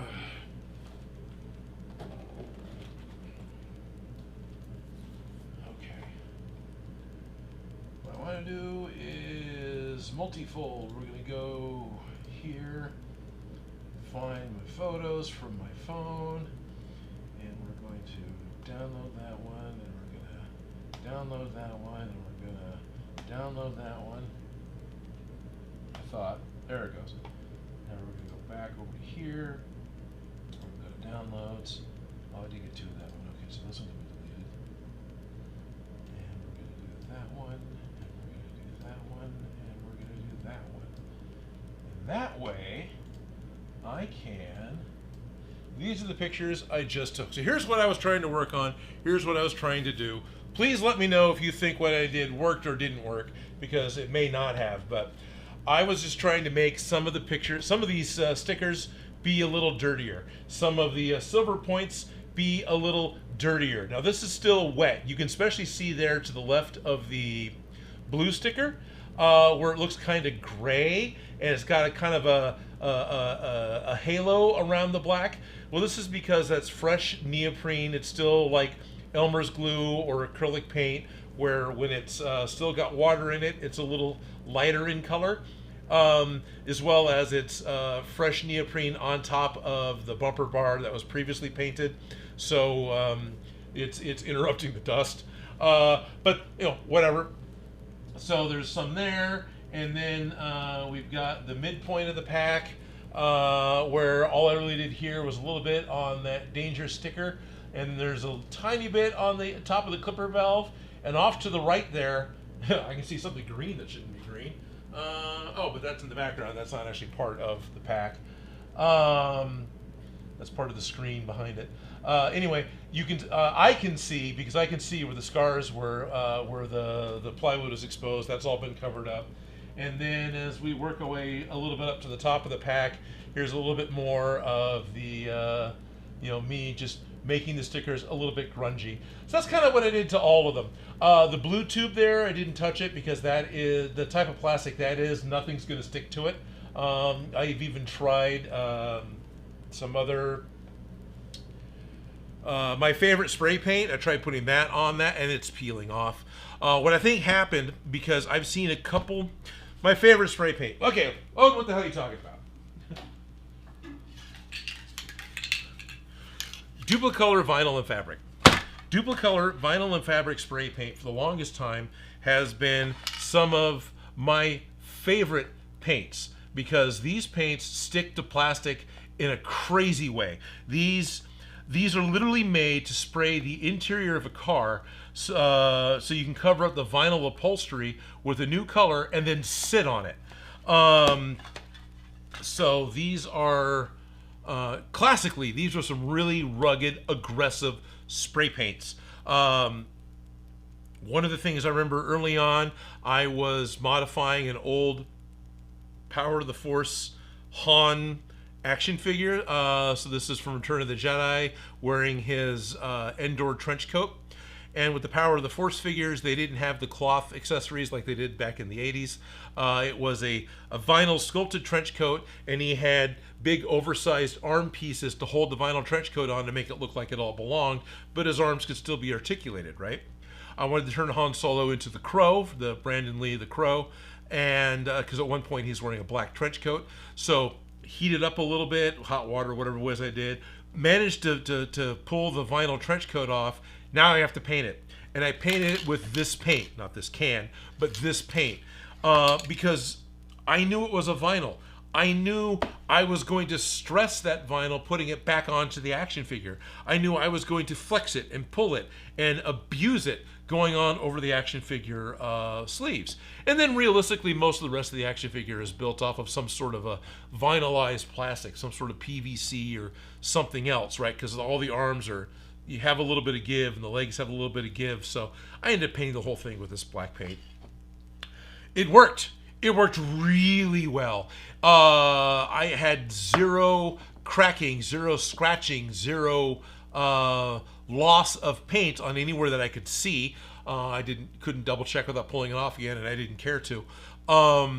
For pulling this trench coat piece back over the Han Solo action figure and over the oversized flare that was his shoulder for the arms, because it had to meet what the outside edge of this vinyl trench coat was, right? So it was a sleeveless trench coat piece, but anyway, the paint didn't scratch or anything.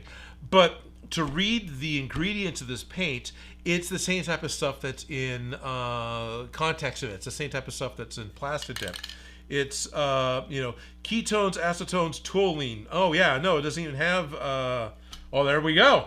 Ketones, acetones, toluene. It used to have xylene, and it used to have naphtha in it, and I'm not seeing that now. And that's probably why this stuff isn't bonding as well as what I remember. Some of the hoses on the Proton pack, the paint's peeling off, and ran into the Joker's Wild Cosplay. Aria 51 was running into the same problem. We used this can of black spray paint to paint over some vacuum cleaner hose that he was using as a greebly hose on the back of a Stumpy backpack. But he didn't even do much other than go home, flex it once, and it started cracking on him. So thank you, California. I think they had to change the formulation of this paint, and it's not bonding as well as it used to. Disappointed! But it still sprays really nicely, and it still dries really well, but it's now, instead of $14 from an auto parts store to get a paint that's gonna stick to everything I could want it to stick to, it's like, well, It'll at least dry on vinyl.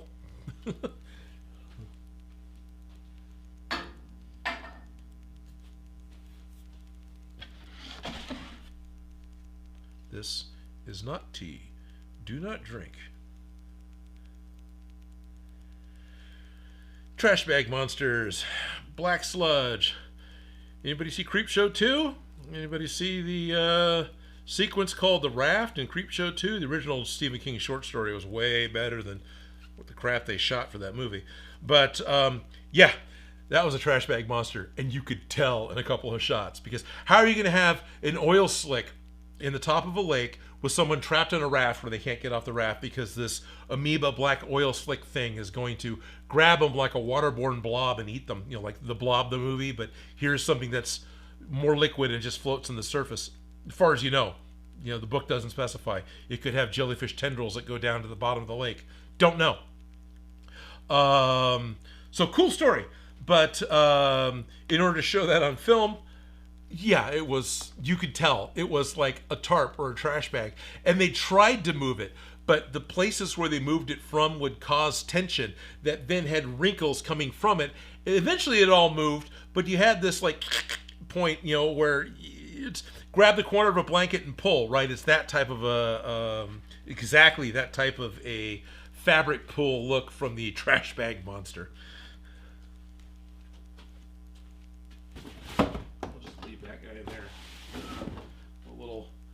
The little hemisphere, I'll just throw it in with the rest of the plastic dip. All right. Going back to the chat, then I better start doing P-tube stuff. Oh, you mean this red hot wire could be the issue? Let me go check that.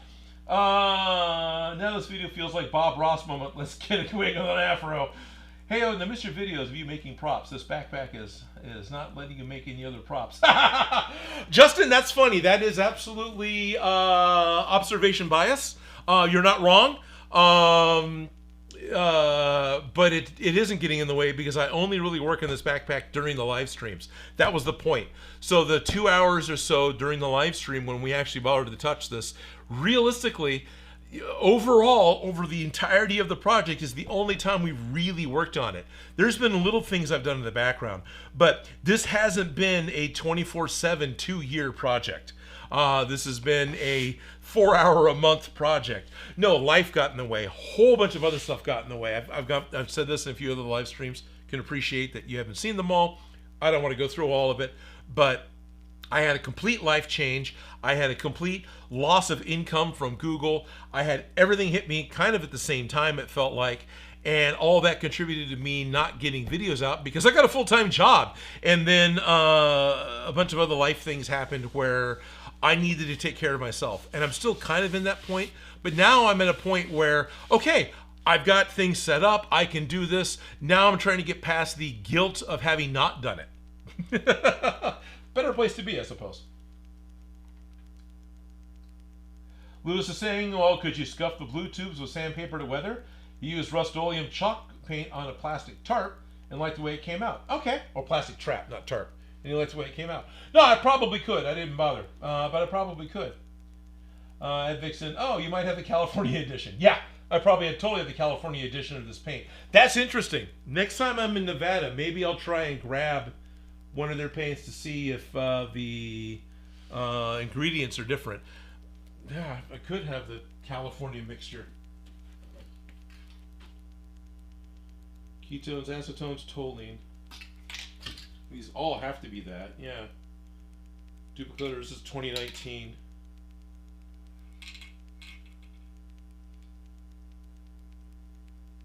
That'd be interesting.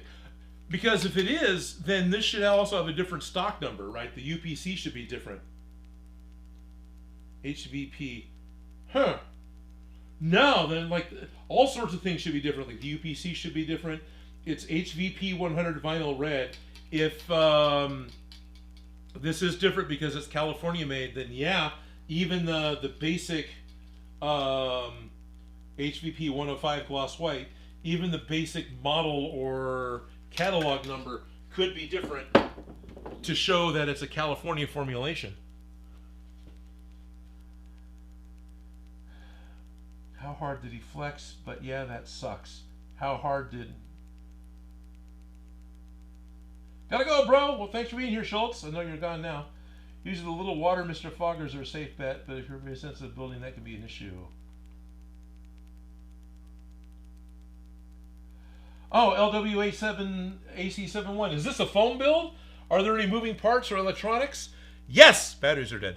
Yes, this is a foam build. Those Proton packs are almost completely foam. There is a plywood motherboard, and then because we had to put some electronics in it and a couple other things, there's a couple plywood inserts to help make the foam boxes be a little more rigid. But yeah, the cyclotron lights up, and the blue bars on the side here light up with an electronic pack that I picked up from Etsy that runs off of now dead 9-volt batteries. Looking at doing rechargeables in the future. But yeah, no, they light up, and they're a total foam build. Was the Han Solo the same one I used to play with? Kathy, no. The Han Solo from Power of the Force was released in '97. The one we played with was like '84. So no, it's a different Han Solo than the one we played with. Yeah, because Kathy and I, we played with Star Wars figures in the backyard in Tracy, California, all the time.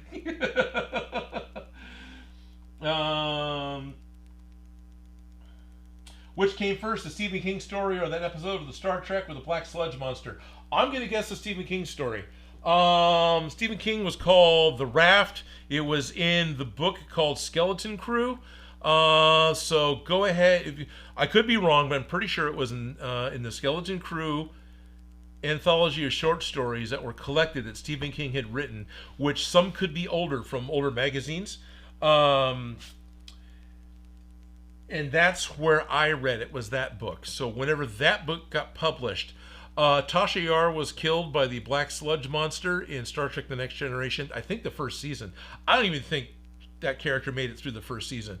The Black Tar Monster, so that's going to be 87, 88. So that's, call it 87. That episode was probably written and shot in 87. So which came first? I'm still willing to bet Stephen King's story did. But anyway, the short story is called The Raft. Creepshow 2, I don't remember when that movie came out. That's also 80s. I think that was 86, 85.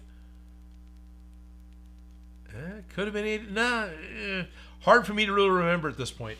Do we want to go down that? Crow is an awesome film. I would love to see that figure I built. Yeah, DJ, it was fun. I have lost more physical photos of stuff that I built in the past than I have now. Maybe I don't know.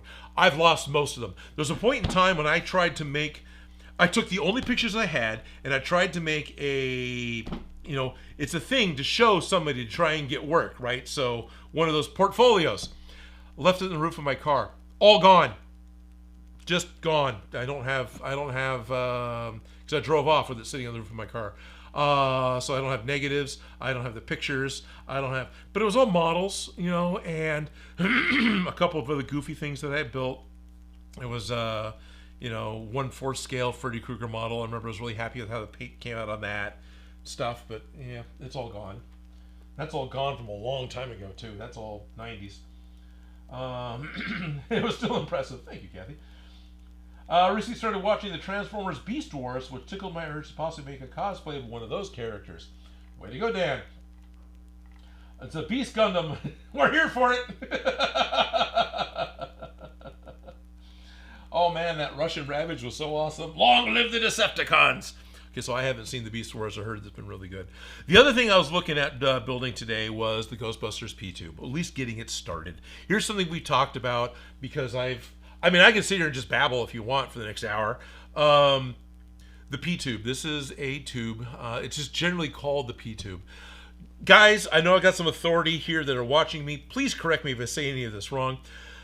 The P-Tube in the original Ghostbusters film, which I believe it's still there, I don't think that's gone away as a piece of the kit, is a small adapter piece that is basically stuck to the left thigh of the jumpsuit. And it has a yellow fuel tube, so it was like a 1/2 inch or so, this kind of a Lego Classic Space transparent yellow color. And it came out of this tube, and then it just kind of looped around and went sort of behind them, right? it didn't do anything. It was just extra weird stuff on the guy's suit. And ultimately, we found out that it was just connected with, like, a dog chain latch to a loop on the back of the belt, just underneath the backpack, so you just never saw it because it didn't matter. But it looped around the left leg and then kind of clicked up behind them. So the P tube is this transparent yellow tube, and then it has this plunger piece that is actually attached to the left thigh of the suit. So for me, I'm going to end up making this connector piece that goes to the left thigh of the suit, because in a box over there, I might have the 1/2-inch vinyl tubing. At this point, here we are 40 years later. It's really, I think 40, yeah. It's really hard to find that particular yellow fuel tube. I believe it does still exist, but for the majority of us who are trying to build a Ghostbusters costume on a moderate budget, it doesn't, or even a low budget, it's not an easily attainable piece. But you guys have figured out that you can take the clear vinyl tube, either 3/8 or 1/2-inch, and then use I forget what it's called. It's like, I just had it. Now I've lost it. But see, I had pictures. I forgot to bring up pictures. So P-tube in the movie. Here's funny. This one, it's actually not attached to the back. They just kind of tucked it up around, and it's hanging in the front, not attached to anything. I didn't realize that until I looked at it now. But what I'm talking about is that little round thing right next to his left hand, just to his watch, whatever else. But it's attached to his pants there, and you can see it's just attached to the pants. Nothing's going on inside. And it's this yellow tube that goes behind his thigh and then usually connects to the belt behind him. But here, they've got it tucked through one of the straps on the side of his suit that's hanging down in front of him. And this is either a behind-the-scenes photo, or this is a still from the film. This is just after Gozer blew up the street in front of the hotel in New York. So this is probably actually the LA set, but it's either on location in New York or it's the LA recreation set. It's one of the two, whatever. But this should be somebody's uniform from the movie. What I'm looking at trying to do is make this piece. This is a Ghostbuster recreation by somebody. I didn't catch the person's name. This is a 3D printed part instead of the rubber piece they made, where it's a kind of a cone and kind of a tube. And I'm seeing that his is more of a straight tube with a cone, so I'm noticing I did something wrong, but whatever. And then the flange base with holes. What I was talking about with the tube, it's really hard to find this yellow tube currently. And so people have realized that by using a particular urea medicine, it's not Uzo, but it's something like that. Uzbek, I don't remember what it was. It dyes the clear tube a really close and acceptable yellow color. And so here's an image from somebody's Instructable talking about how to do that. So they've got their tube, it's soaked in with this, urea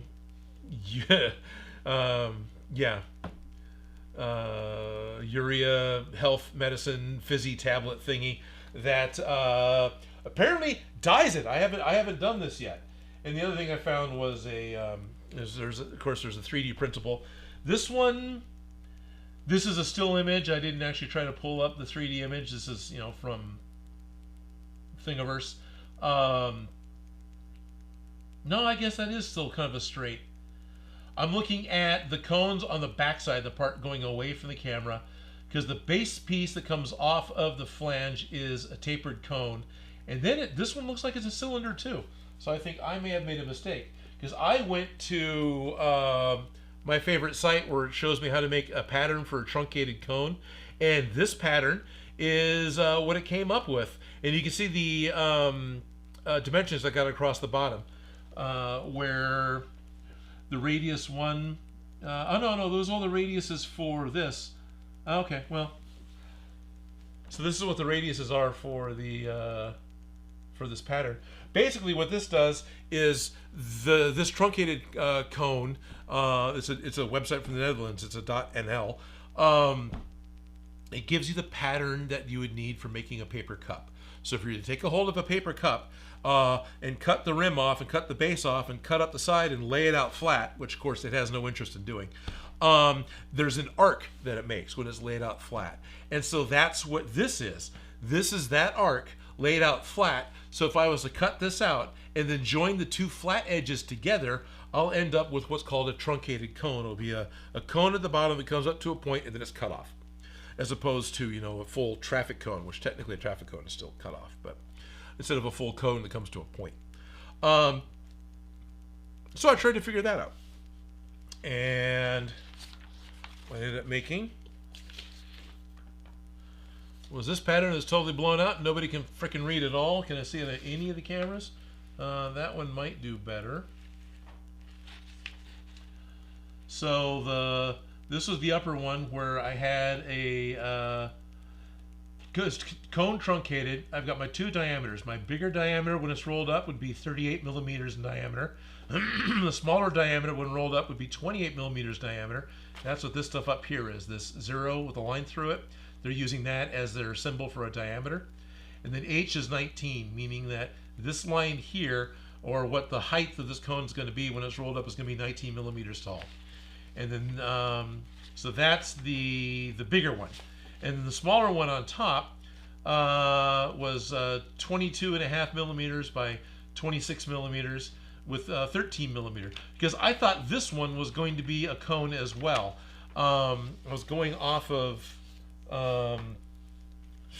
find your shot, Odin. I was going off of some dimensions that somebody had posted to the replica prop forum, but I had a giant photo bucket logo in the way, so it's kind of hard to see. Come back. Could not be displayed. Yeah, it can if you try. So this is all from Cormier on replica props from 2013. Watch this be somebody John knows. Yeah, this works out really well.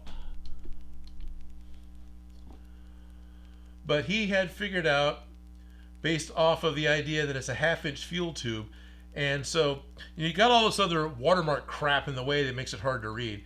But down at the bottom down here, he's got some call-outs for what the diameters were. And so I was just going off those, because they're like, you know what, good enough. And yeah, his has got a double cone, right? So I might still stick with the double cone thing, because he was going off of some of the screen use props that somebody got pictures of from either an auction or a display. So I wonder if I just didn't turn my microphone up enough.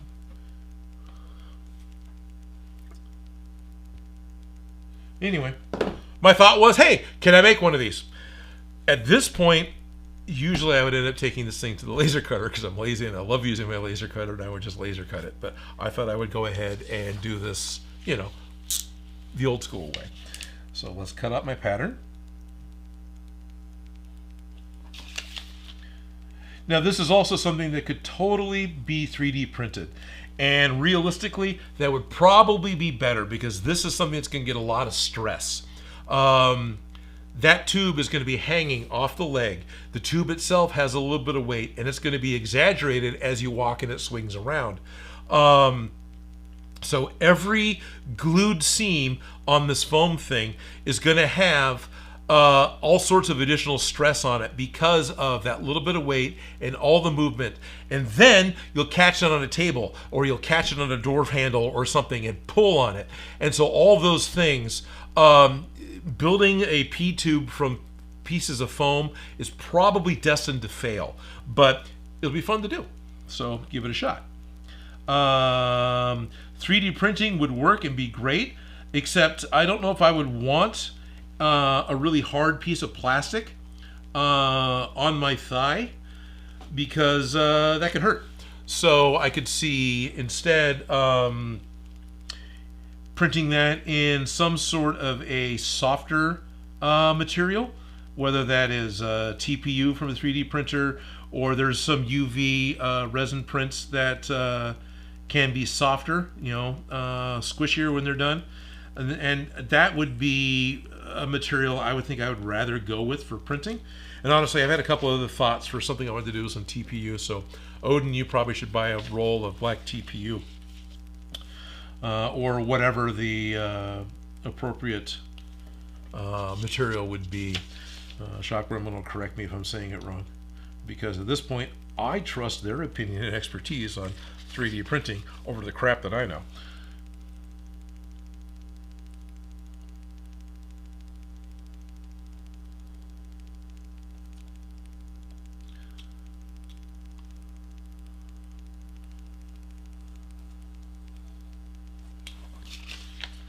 Okay, so I got my 2 pattern pieces.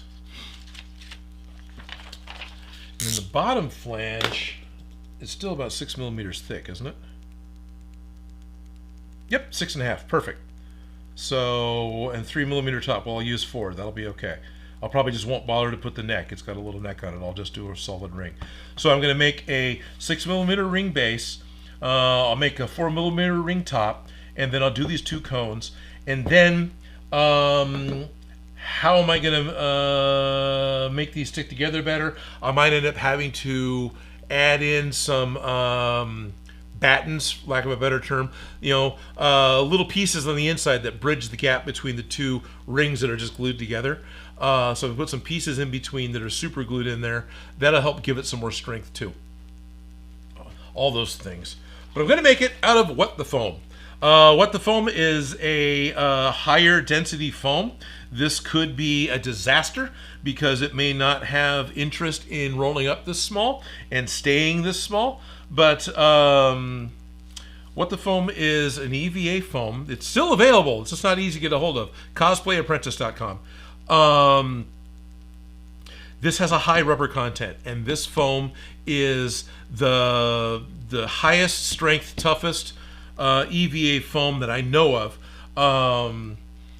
And the 2 millimeter version, which is red, that's the red that's spoken through in the pack I talked about earlier, is actually strong enough you can use it to sew functional straps. You can actually sew that foam to something else and use it as a strap. I haven't, but you know, Skylar says you can. Need a silver pen so I can make marks and sit. Dude, is this a TNT cosplay pen? I got a TNT silver cosplay pen. Oh yeah, these things were the best. Oh, these were not easy to... So TNT cosplay doesn't exist anymore, but these TNT cosplay supply pens, when they were available and around, these were, you know, a long time ago, the best silver pen for marks on black foam. And it looks like this one's still pretty much working. I think Aria51 gave me this pen. TNT Cosplay as a company, they were a mail-order foam supplier. And unfortunately, everything's past tense because they shut down, I think, last year. They were a huge sponsor for... not even a sponsor. Sponsor's the wrong word. Evil Ted Smith ordered from TNT Cosplay all the time. That was like one of his go-to places to get his supplies from.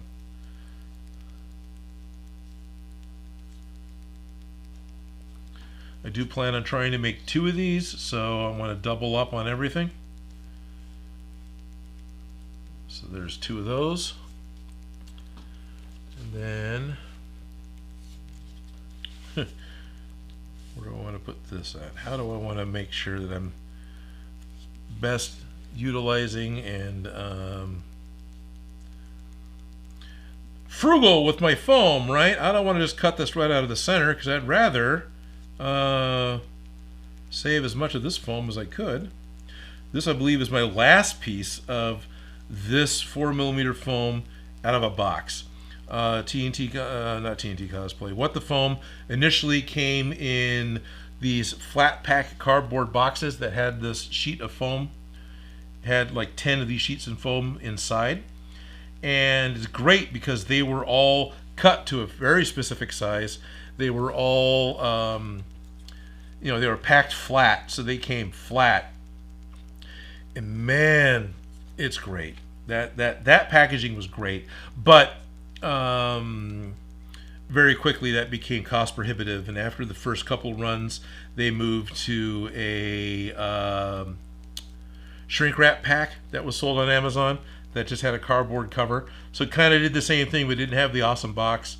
And at this point, I'm not sure if they have much stock left on Amazon, but they still have stock on cosplayapprentice.com. So it's the one place I can still get more of this foam. And they sell giant rolls of it. They sell this like 1 meter. It's like a 1 meter by 2 meter roll. It's this big freaking piece of it. In the 3 thicknesses they sell, and a lot of it is their B stock, B grade. It's stuff that when they got the material in and they quickly inspect it, it would have air bubbles in it because it's foam. It's going to have air bubbles in it. And you have your A grade where there's no visible defects, and so B grade becomes totally usable but has visible defects, and they want to sell it for full price. I've been buying that stuff because, yeah, very happy with that. I've got a couple rolls of that lying around still, so happy about that. All right.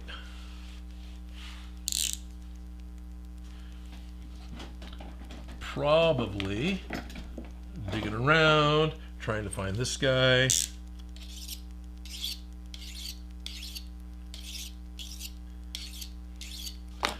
This is the Kershaw. Why don't we do it in a way that people can read it? This is the... Oh, I did have it right. Really? I guess I was right. Oh, well. Kershaw 2535. This is a knife honer, right? It looks weird when you first see it on Amazon because it unscrews and it goes together as a way of protecting itself, right? I just never bothered to put it back together. These work really well for getting a sharpened edge back to your knives as you cut stuff. And it's one of those things that you can totally feel it when you have a sharp blade versus having a non-sharp blade.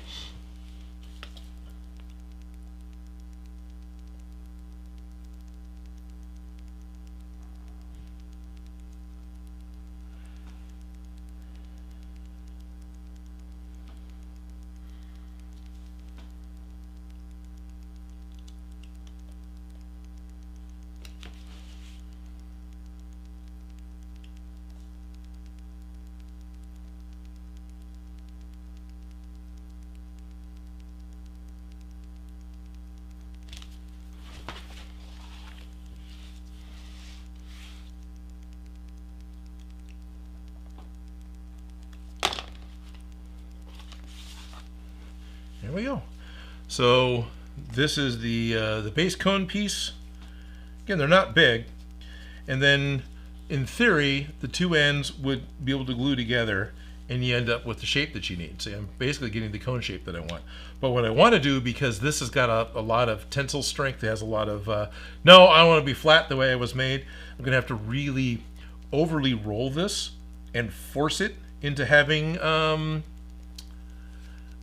the curve, right?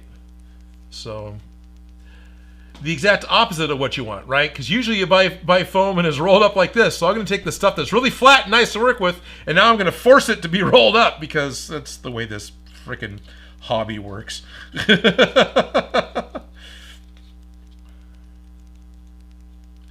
to try and break the edge down a little bit so it isn't so, you know, it had kind of a perfect hook on it. And just like that, yeah. It is... Here's a debate. In theory, this edge flat to this edge flat is what we want.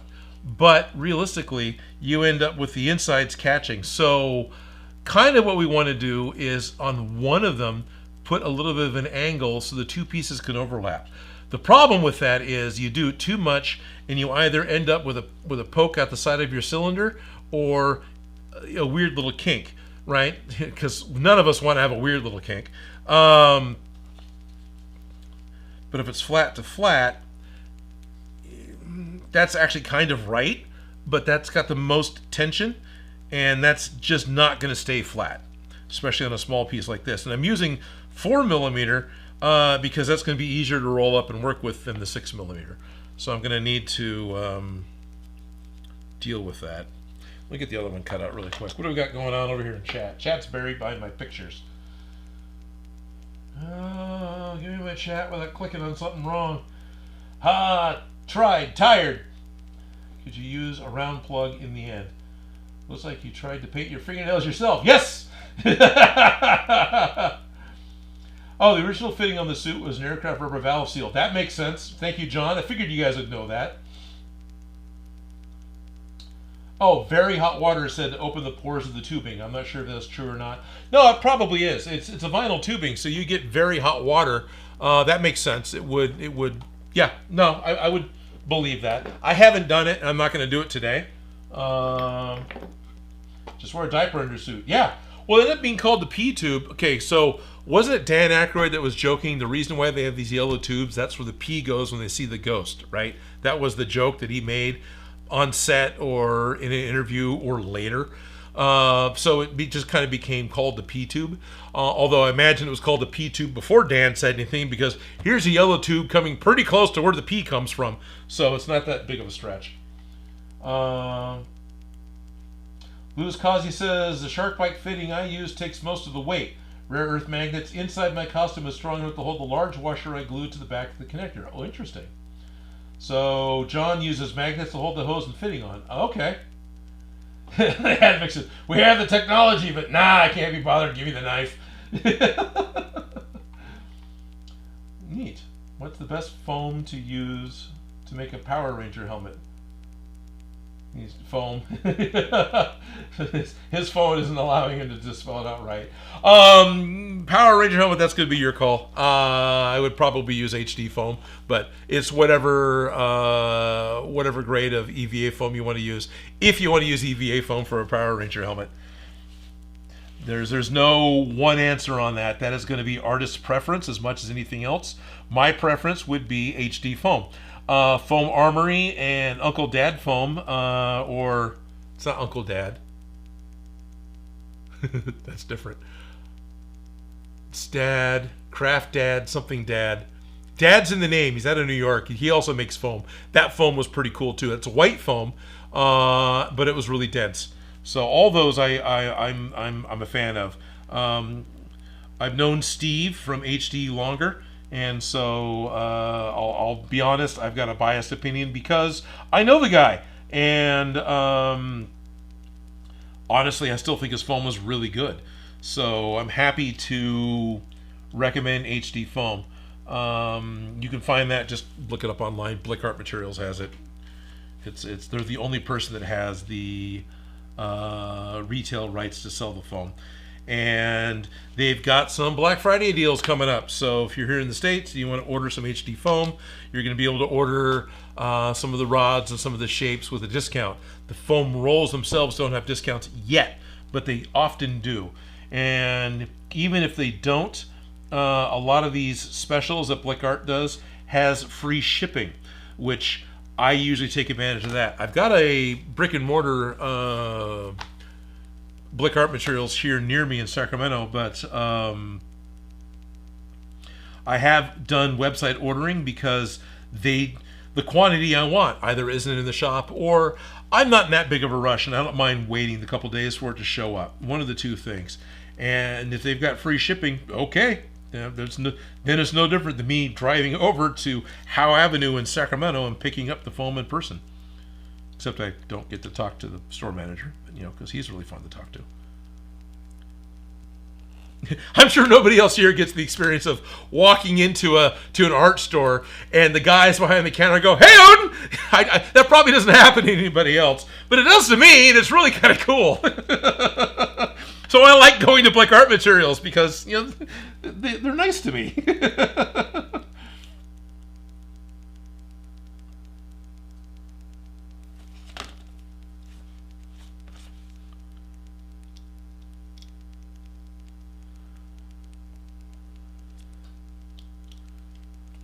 Now, one problem I have, sort of thinking about this, I'm making P-tube connectors out of black foam that I gotta paint tan.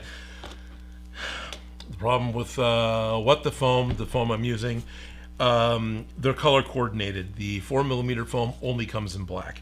The 6mm foam only comes in very dark gray. And the 2mm foam only comes in red. And me needing red foam has been minimal. Usually my lightweight foam like that needs to be white or yellow, both of which are a real pain in the ass to change red into. I brought this up with Skylar a couple of times, and nothing's changed yet. I don't know if he's been able to put in a big enough order to make a big color change yet, but he's like, yeah, we've heard this a few times, and it's like, yeah. It's like, yeah, it'd be really cool to have this in a not red color. It's easier to get black to go white than it is to get red to go white.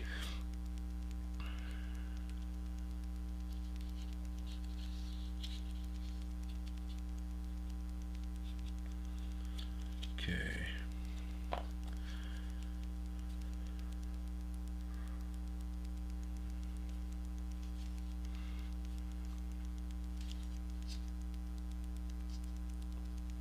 So what's going to end up happening with this, realistically, is I'm probably going to have to feed the actual tube all the way inside of it and then backfill this thing with something, right? I talked about gluing pieces inside. I mean, maybe when we actually get to that point, if I shut up and build one long quick enough. I'm going to have to do something to make sure that these pieces don't come apart. But at the same time, if they do, whatever, we'll just make it a different way, right? It's not the end of the world. Oh no, a piece broke at a con. What a shock. That never happens to anybody. So we'll just have to figure it out. Okay, I'm going to... This may not be the best of plans, but I'm going to go from experience, and right now it's very flat. I'm going to cut a little bit of a wedge off of the edge of this, just by eye, as a way of trying to make sure that I can keep the round edge going, right, when I glue the two sides together. So I got this tiniest of sliver that I've cut off of it. And the reason why I've cut off this little sliver is because, well, in real life, lines have width. I totally went the wrong way, didn't I? This little sliver you couldn't see because I pushed it out of the shot. You still can't really see it because it's reflecting light and it's just a thing on this mess. Lines have width, which means that while on paper, with the paper pattern, right, this has effectively no width. It's got paper width, but for those of us that are made out of meat and work in the world, this is pretty much zero. Whereas this is 4mm. So by cutting a little bit on it, when you bring it around and glue it together, you give enough of a relaxation to the compression that you're able to get a better round. But it'll still probably peak, right? It'll still probably teardrop ever so slightly, but it usually helps. So on one, I'll do that. On the other one, I won't, and we can see what happens. So am I in shot? Good. Once again, try and hold on to it, keep it steady. I know my knuckles are kind of in the way. Sorry about that. Actually, that's probably too much. Let's go shallower.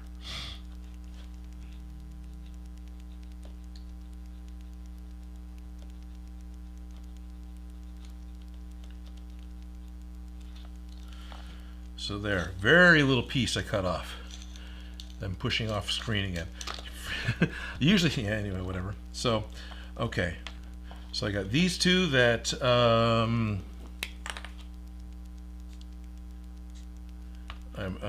made a angled mark on, and then I got the two that I didn't. So I got these two. Wow, that's black and black and black, huh? That shot I need to lighten up. Sorry, guys. All right. Anyway, is that better?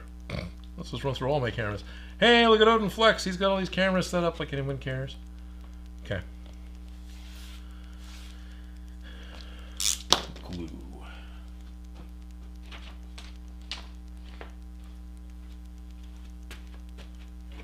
Which, by the way, this is why I had a cork on my table in the very beginning of this show. At some point, I lost the cork off this. This is my glue pot, right? So I've got this 1/4 inch thick metal handle. There it goes. And that's great. It's the size of a pencil. That's very comfortable for a lot of people. It's a little small for me. And I found out a couple years ago that by drilling a hole through a cork and forcing that over this was a lot more comfortable for me to hold on to long term for painting glue onto a lot of foam. And at some point, this piece came off of the glue, probably at Cosplay Repair. So managed to get a hold of another cork. Not that I didn't drink that bottle, it was just a cork I was able to get a hold of, so I can finally replace it. It's not that I'm saying don't drink, but I haven't been. It's one of the things that my life improved, and I don't drink like I used to, because I used to.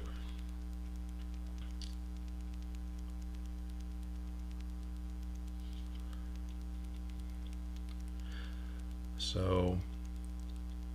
and here we go. Yep, this is a discussion we just had on Discord. In my old shop, I had positive air pressure.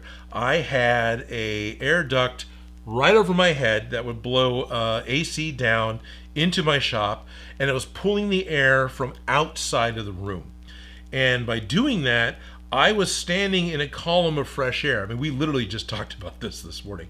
I was standing in a column of fresh air, and it took a really long time for me to be able to smell the glue. Immediately, I can smell the glue. So me doing this right now is a little lazy and a little bad because I'm not wearing a respirator, and I really should be because I can smell this stuff.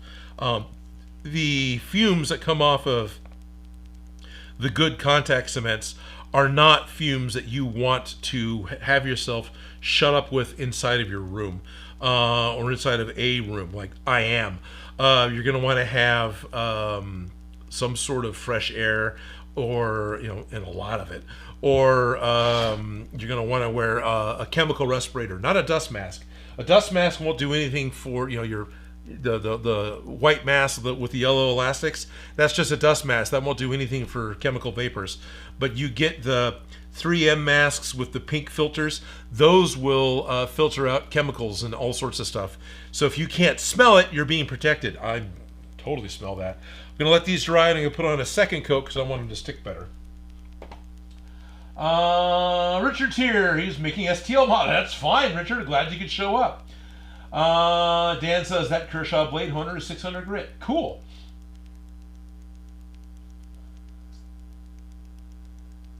Oh, wow. John said, okay, so I'm getting caught up on old things here. Clear tubing. John Hibbert is telling me clear tubing from hardware store and boil it on the stove like spaghetti. That softens the tubing. Okay. And add a bottle of rich clothing dye and let it boil for 20 minutes. Okay, cool. So here's a different recipe than the urea medicine that somebody else sent me. But that makes sense because you can get a synthetic RIT dye. A synthetic yellow RIT dye will probably totally do it, and that's cool. Thank you. And Oculus is suggesting some 2mm stuck behind it to reinforce it. Yeah, that was one of the things I was thinking about. What I might do is just fill it up with hot glue or fill it up with Gorilla Glue or something. Something to fill it up to connect everything. But I want to have either the tube or a tube that the tube can go into. So something inside the P tube can fit into that works to make this kind of solid. Good old is here. Sweet. John Hibbert is telling me, yeah, Odin, anything you want to know about Ghostbusters cosplay, just shoot me an email. No secrets are withheld by me. Dude, that's awesome. You are fantastic. Thank you, sir.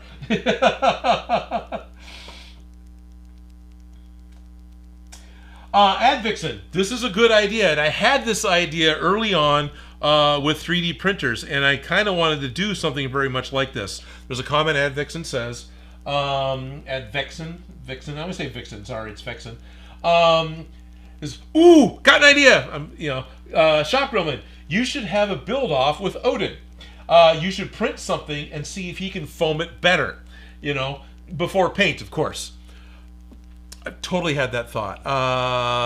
Early on, when I kept having people wanting to send me a 3D printer, one of the ideas I had, and at the time Overwatch was huge. So this is how old this idea is.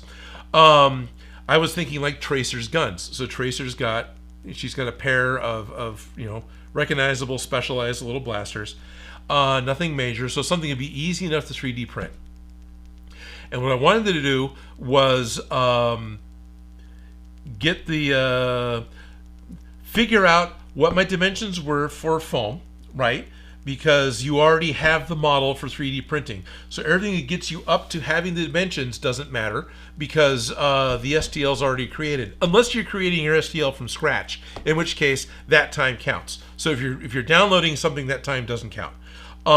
So once you have your, basically your pattern or you got your sizes or your base size that you want to worry about, you start 3D printing and then you start foaming and you start cutting and you start making. And which one would get you a final product faster and which one would get you a final product, that you're happy with sooner or whatever. And the foam one would, of course, require less prep to be painted.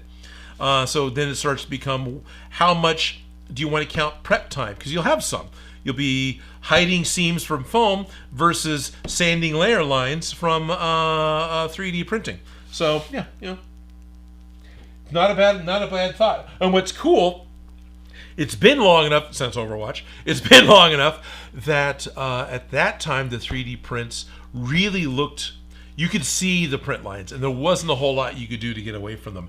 But at this point, I've seen some prints that Shop Gremlin has done where, the layer lines pretty well disappear. They're still there. They pretty well disappear. They're really fine compared to what they used to be. So yeah, no, that's totally not a bad idea. I wouldn't do Overwatch now though, and I wouldn't do guns either.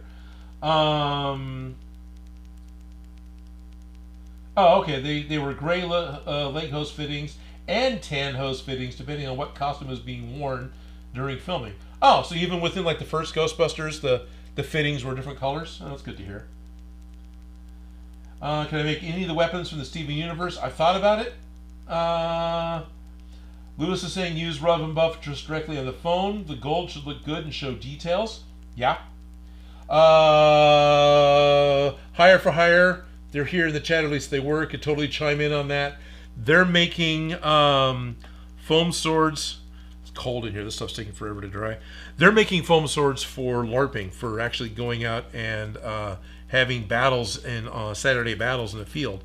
And they found that rub and buff directly onto the floor mat foam, or rub and buff directly onto foam, is flexible enough and durable enough that it is working in the LARPing world where the stuff is getting abuse.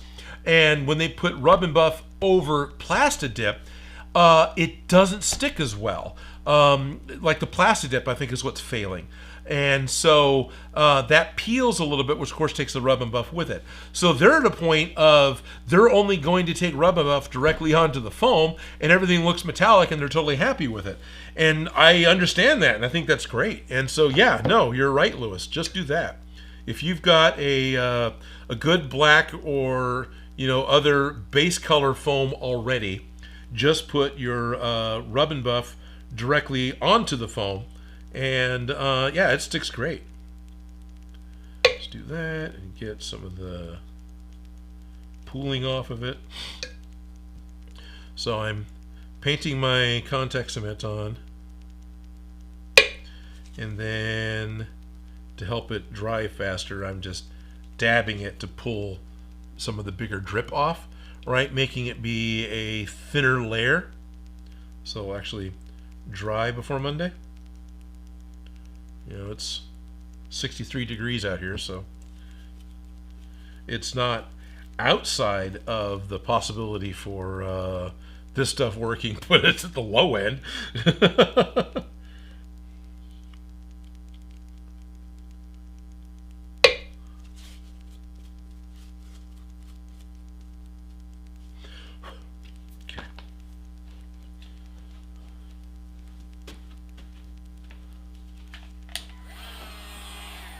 Well, that battery's dead.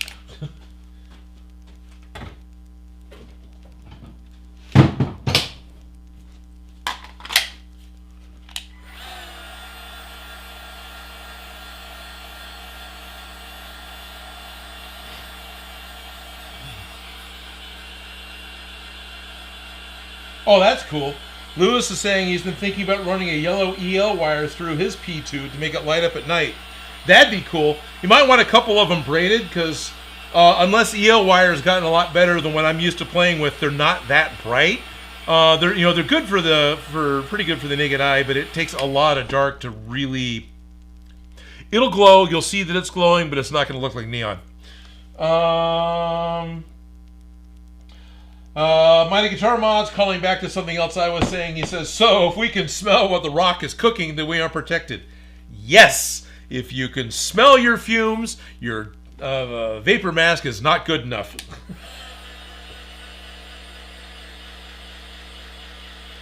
The New Zealand clay artist is here. And he says, hi, it's been a while since I've been on one of your live streams. So you usually stream when I'm asleep. Yeah, because it's probably real freaking early in the morning for you. If you're home, if I'm reading NZ correctly. Hey, thank you for joining in. I'm kind of curious, clay artist. What do you make with your clay? Mighty Guitar Mod says, put beer in the P-tube. It's the right color. But you'll have to change the beer from time to time. Ew. But at least clean, real beer will be much better than used beer. But I guess that's what it's named after, so whatever.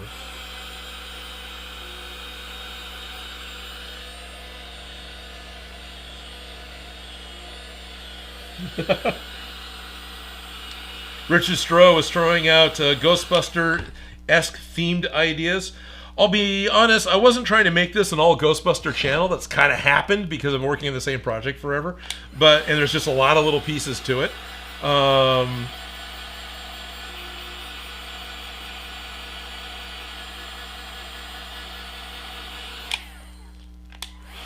But appreciate the suggestions.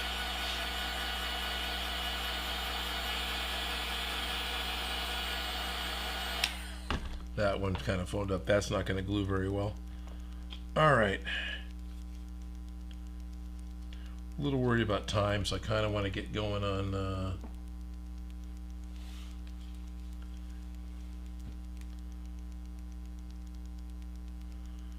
getting this built. I don't need this to drag out for another 2 freaking weeks.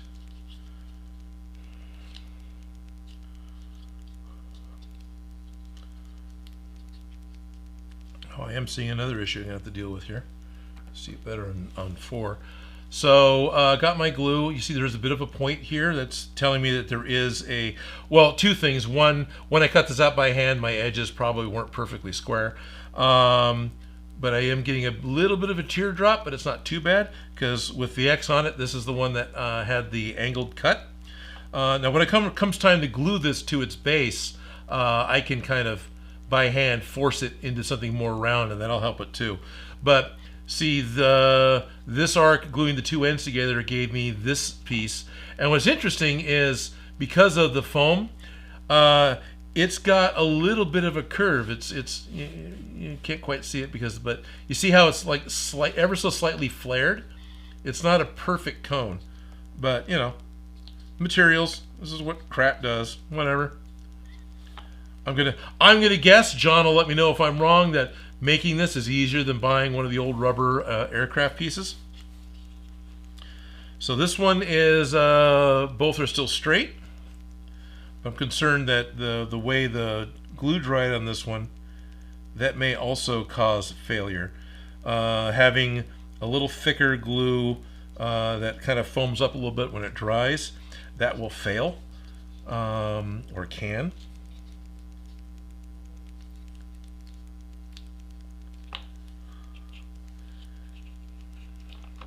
So I kind of want to hold my seam while I push. So I don't want to push this open while I'm kind of massaging it to being round again.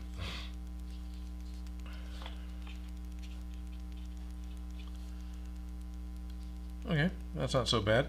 Now this seam is under a lot of tension at the moment because I'm forcing this side of the foam of the corners is being compressed more than the outside of it.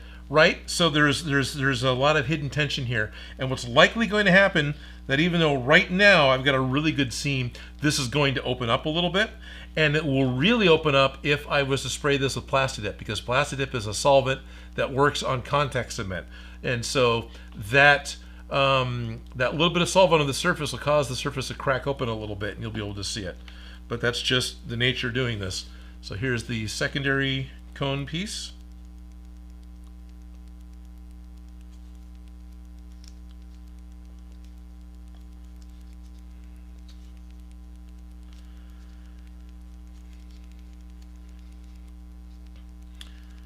Same thing. I'm getting a bit of a collar point to it, getting a bit of a teardrop to it.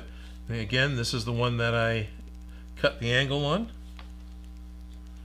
That was actually expected. But same thing, when it comes time to gluing this down, I can kind of force it to being round. And what's nice is, due to the nature of it being a three-dimensional object that's been wrapped in a curve, you can, come here, white. You can see that there's ever so slight of an edge here. It's something smaller than my freaking giant finger.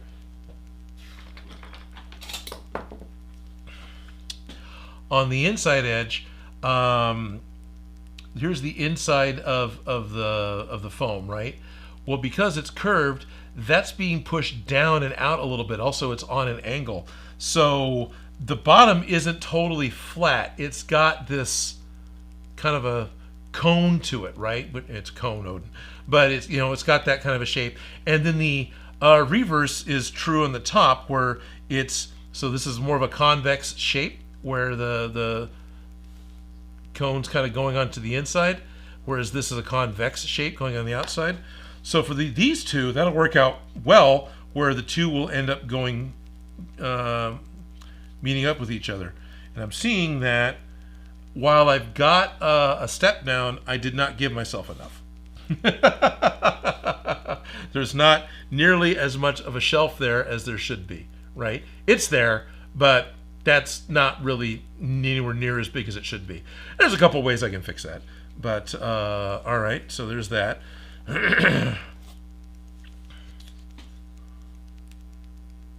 And that's not because of the beveled edge that I cut.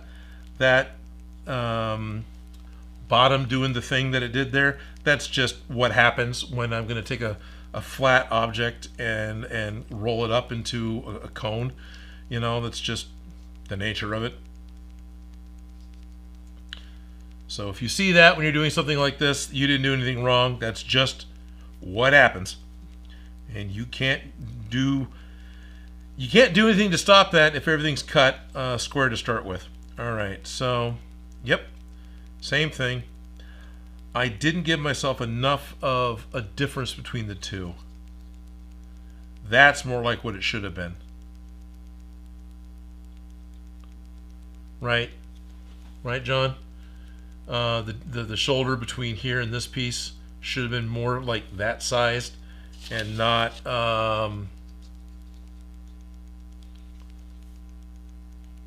that small. At the same time, some of them I'm seeing that these are not tapered and just a total cylinder, which I can do that too. Yeah, I make our leg host fittings back in the day. Originally, we used the rubber boots from a set of crutches to make our... Yeah, that makes sense. Nice. Halloween costumes for a commercial with Ghostbusters theme music. Oh, that's cool.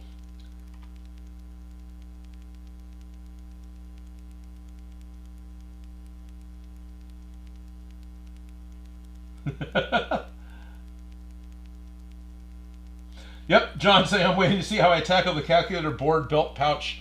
The one on mine is rubber. Yeah. Lewis is joking that if Odin builds an R2 unit, it'll take him through till retirement age. Lewis, that's not that far away. And then that's Happy Thanksgiving early, Odin. Thank you. Aaron Zachary is telling me Ghostbusters is close on Thanksgiving. Yep, use beer. Carly. Okay. So I'll get a yes. I don't know which the yes is to, because unfortunately I'm at a different point in time of my own whatever the hell's going on than John is.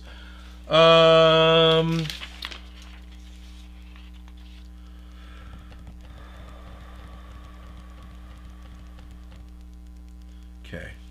I need a ruler.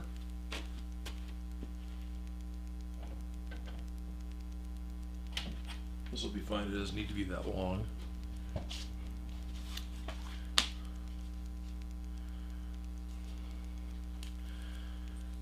This is what, 13? Is that what I made this? Yep. Okay. So 13 is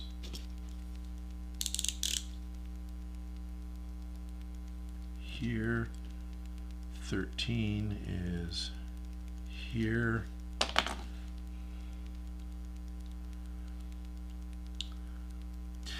Yeah, the rubber boot from the bottom of a pair of crutches totally makes sense. That's absolutely close to what it needed to be, and that would have been an easy and done thing. That's a great idea. You know, the little foot that goes to the bottom of crutches. Yeah, totally.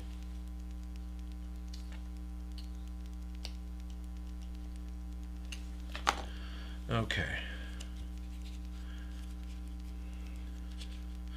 So all I got here, what I've been trying to do now is I've just cut myself a straight piece of 13 millimeter wide foam, right? Because that's all the width was of my arc piece.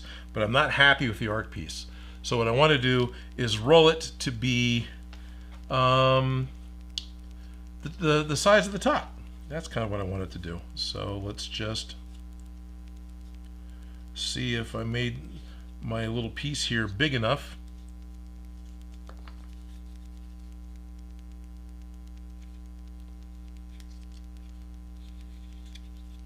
Sorry, I'm off screen.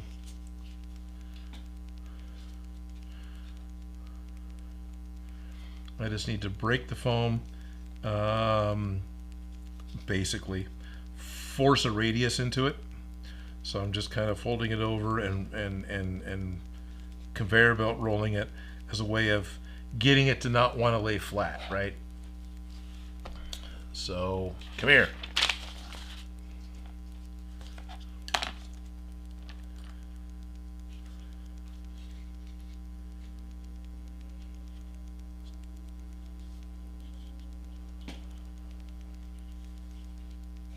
I'll let that piece fall away, and there, and let's try here. I'll just make a little bit of a mark.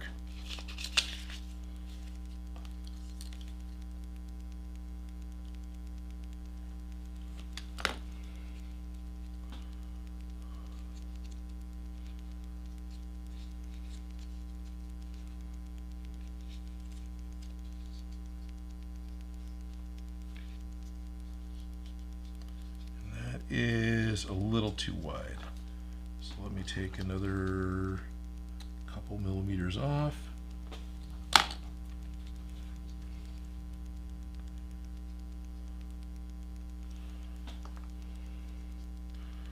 Getting around, I'm gonna just super glue this damn thing. Yeah, okay.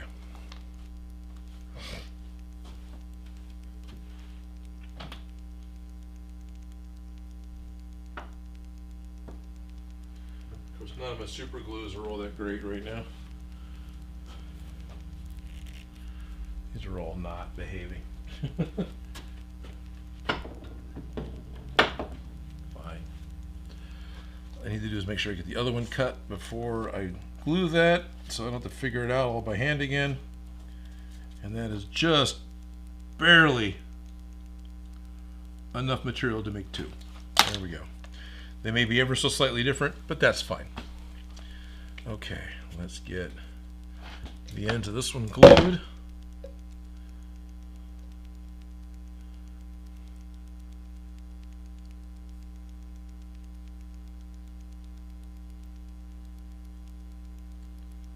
There's also, you know, using the crutch piece, 3D printing a piece, using some of the found object. Look at how much time I've already spent doing this, trying to like finagle the shape, right? I'm talking everything else. But, you know, that's time you could spend doing something else on what is basically a tiny detail. This type of crap is fun to me, so I enjoy doing this. But yeah, no, all you need to do for this is get approximately the right shape, and get it connected in a way that it's going to stay, and a way that you're happy with it. And that's really all you got to do. right? So what I'm doing is way more effort than what's required. But I think most of you guys know that.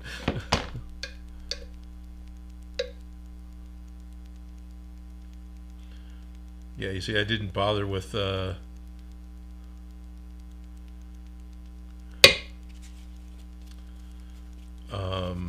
doing the taper cut on this. Like I'm going to do this before it's even on.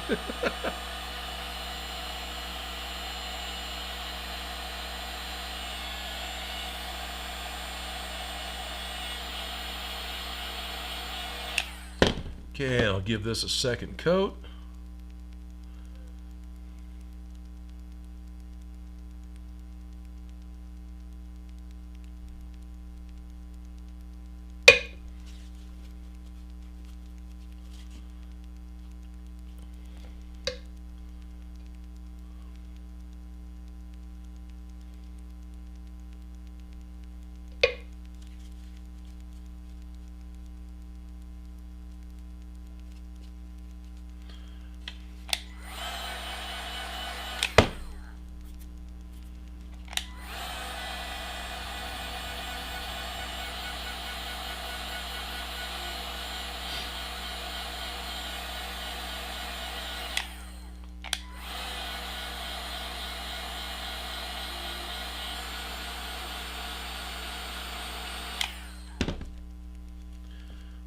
Cool. Touch the back corners together to make sure my up and down is connecting, and then I will roll these into each other. And this one's doing the spread thing. Yeah, this, I may not have waited long enough on this, even though I was trying to use the heat gun.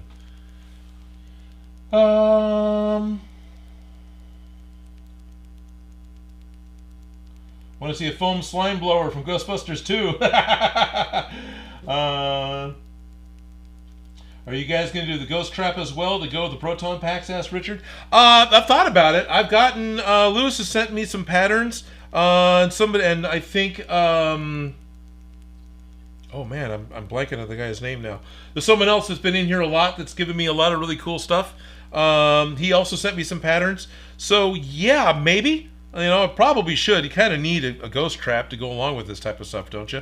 It's been a lot of fun, and they're fun to wear. Did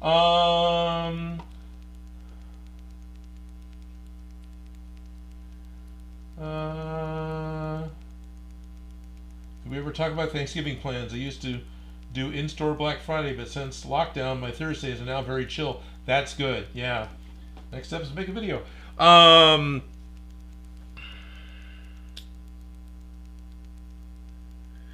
Yeah, I'm really glad that, I guess, since lockdown, especially since lockdown, here in the States anyway, that Black Friday has become way more online oriented and way less in-person oriented.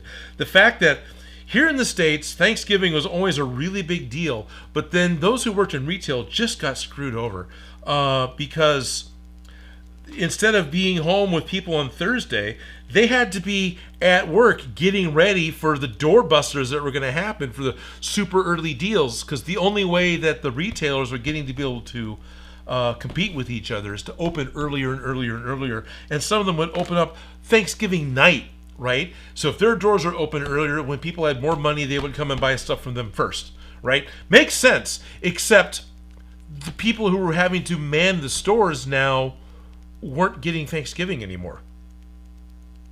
And for some people that doesn't matter, right? Like overall, Thanksgiving was never a high priority for me to go run out and spend time with my extended family. Sorry, Kathy. But it was never, like I never wanted to go run out with the Abbotts and have the Thanksgiving dinner with the Abbotts, because that just didn't have the value to me that it did seem to for everybody else. So that wouldn't have been a huge big deal for me, but I can appreciate that for some people, that was a big deal.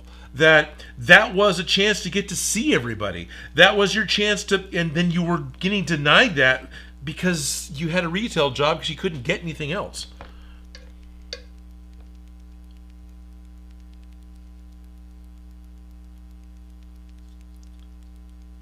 At this point, I do look forward to Thanksgiving. But kind of have a quiet one at home, which I just love, and have a couple of really good friends or some really choice family come over and spend the day with us, and that's great. I really like that.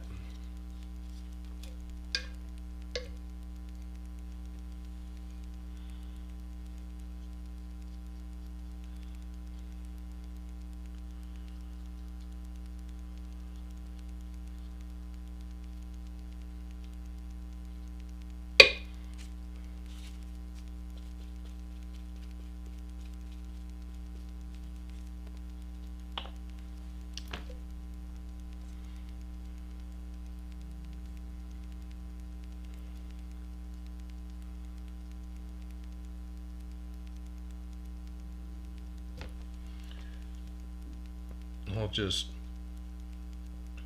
spread the glue between the two parts, and that worked out okay actually. Now I'll do that to take some off, webbing, do that to take some off, go back to the first one, might be dry.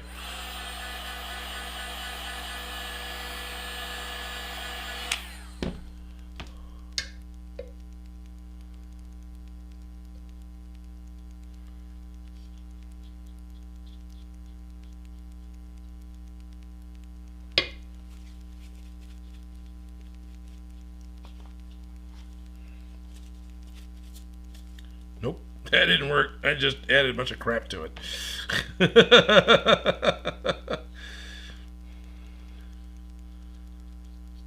It's like, I wonder if the sponge is wet enough to just put glue from the purple foam sponge, you know. Nope, it wasn't. It just stuck and tore.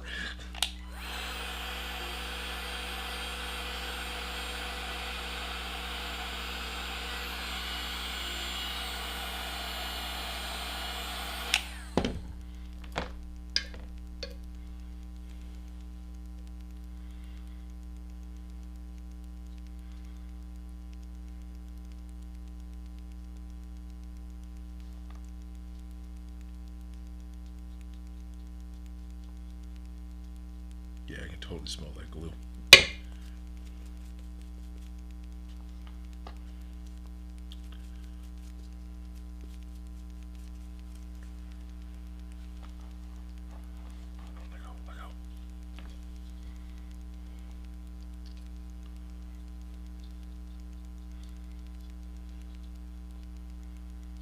go. So I am going out of my way to make sure I'm putting two coats of glue onto all these parts. Is that something you have to do all the time? No. I agree with Evil Ted's opinion that putting on a coat and then putting on two thin coats seems to be stronger than one good coat. One thick coat. You wait extra time for it to dry. This seems to dry faster. Also, it seems to work out that the first coat you put on is sort of like a primer coat. It seems to soak into the EVA foam more. EVA foam is really not chemically permissible, but technically it is because it's a foam, right? So it's kind of a weird thing. Like you could have a sheet of foam and I could pour, something on top of it, and it's not going to soak through to the bottom. But it will get into the surface texture a little bit. So that first coat seems to get into the surface texture a little bit, and then you dry it, and now you've sealed the first texture with glue. Come back along, put a second layer or a second coat of thin glue over that first dried set, and now you've got more body of a glue that's attached to itself that's embedded into the foam. And so you end up with a better glue adhesion between the two pieces because you've basically got 4 layers of glue, 2 in each part, that you're going to stick together. So it's a little bit of extra work, but it seems to do better with stuff that's going to be under more stress. But, maybe it's all wishful thinking and placebo stuff.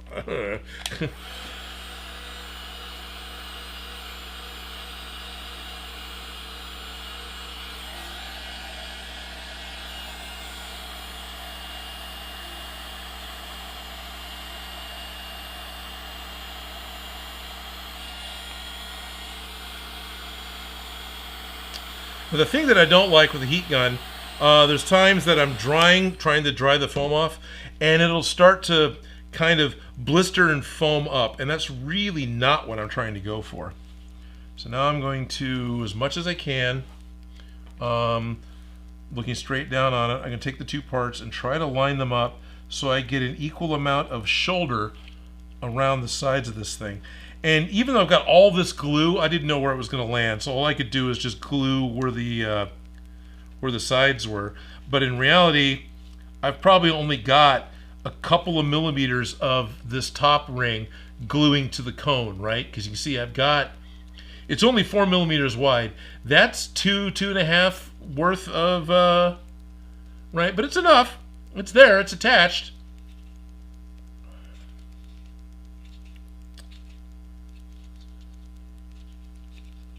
So I've gotten into the habit of, now these are perfectly lined up. I probably shouldn't have done that because this is a weak point all the way up. These should be staggered. But if I remember when it comes time to put this on the uniform, I put that down. So from most viewing angles, my seam is just going to be pointing down and it won't look as bad. So there's one Apollo capsule. And you see this one's, you see how that seam looks extra wide? That's because it's separating already. So this is the one that was starting to separate. That happens. That happens a lot.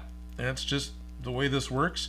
I'm going to try to rotate this one to have it a little further off center, but still close. But keeping in mind that Legos are stronger when all the bricks don't line up. So my foam build should be stronger if all the seams don't line up. There we are. Okay, so now what I need is a couple of round bases with the holes in them and the little top cap. And I'm actually out of time. All right, but this is where I'm at right now, so maybe I know what I'm doing next time. Kathy, yep.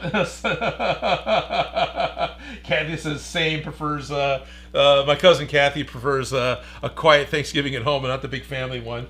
Love you all the same. Yeah, I love you too, Kathy. Yeah, I remember you hanging out for like a whole summer in Tracy. That was great. Lewis says, when you get into your 50s, halfway through them, Lewis, most family members are dead or moved away. Actually, no. Well, no. On my mom's side, no. On my dad's side, a lot of my aunt and uncles, yeah. My grandma, yeah. My grandma and grandpa, yeah. But,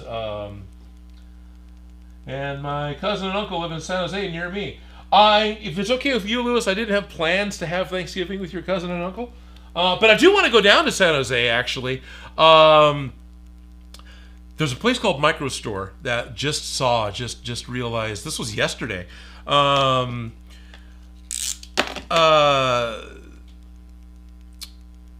They have a lot of the bamboo printers on the shelf. Like you could walk into a retail establishment and buy a bamboo 3D printer.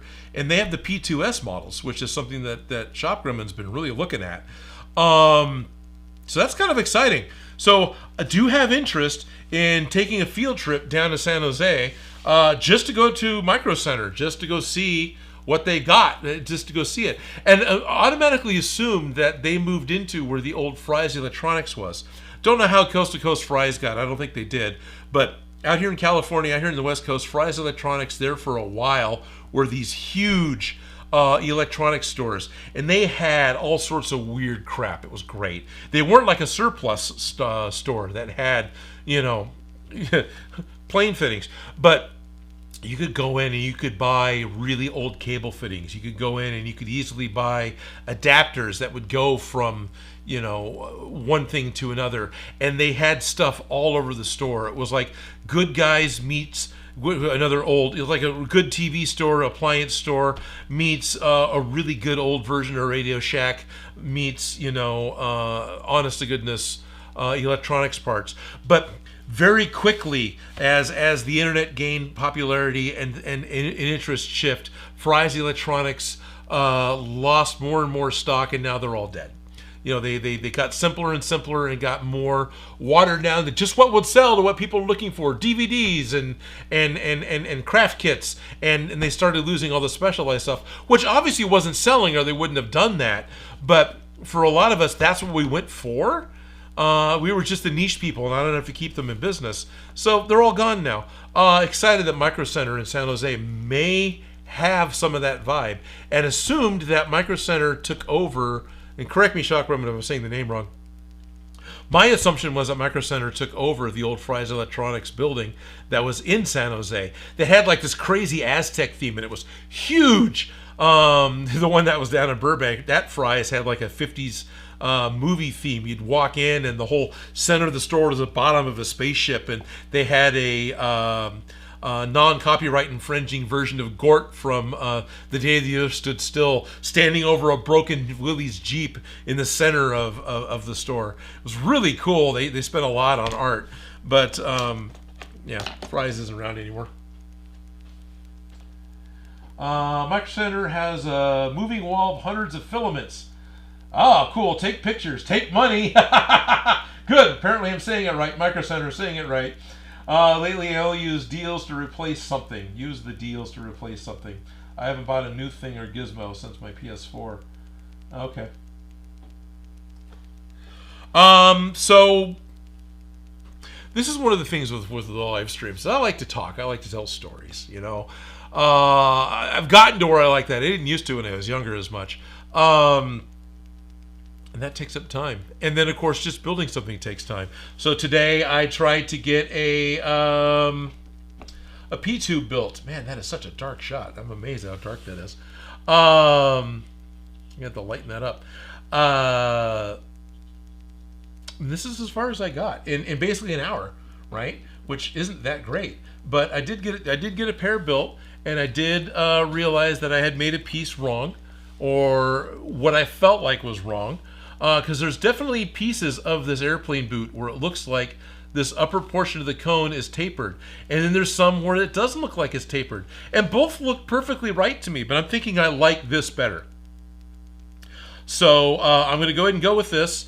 So next time I will try to finish the P-tubes. Maybe I will try to get some of the yellow tube going as well, although that's going to be boiling in the kitchen, so that probably won't happen in here. But hey, progress. Got more done on the packs. I want to get my hoses to disconnect, so I need to find my XLR cable bits. I want to find a connector that I'm not buying to be able to connect the two pieces together so the hoses can fully disconnect from the Proton packs. And I want to get the P-tubes going. And then I guess I got a gizmo to make. And on and on and on. Felicia and I have talked at length about what we're going to do next, what we want to build. Because we both kind of want to take a break from Ghostbusters. But at the same time, it's easy, right? I mean, it's not easy. I'm not trying to dismiss a Ghostbuster build. But as far as, what am I going to do this Sunday? I'll work more on the Ghostbuster. That part is easy.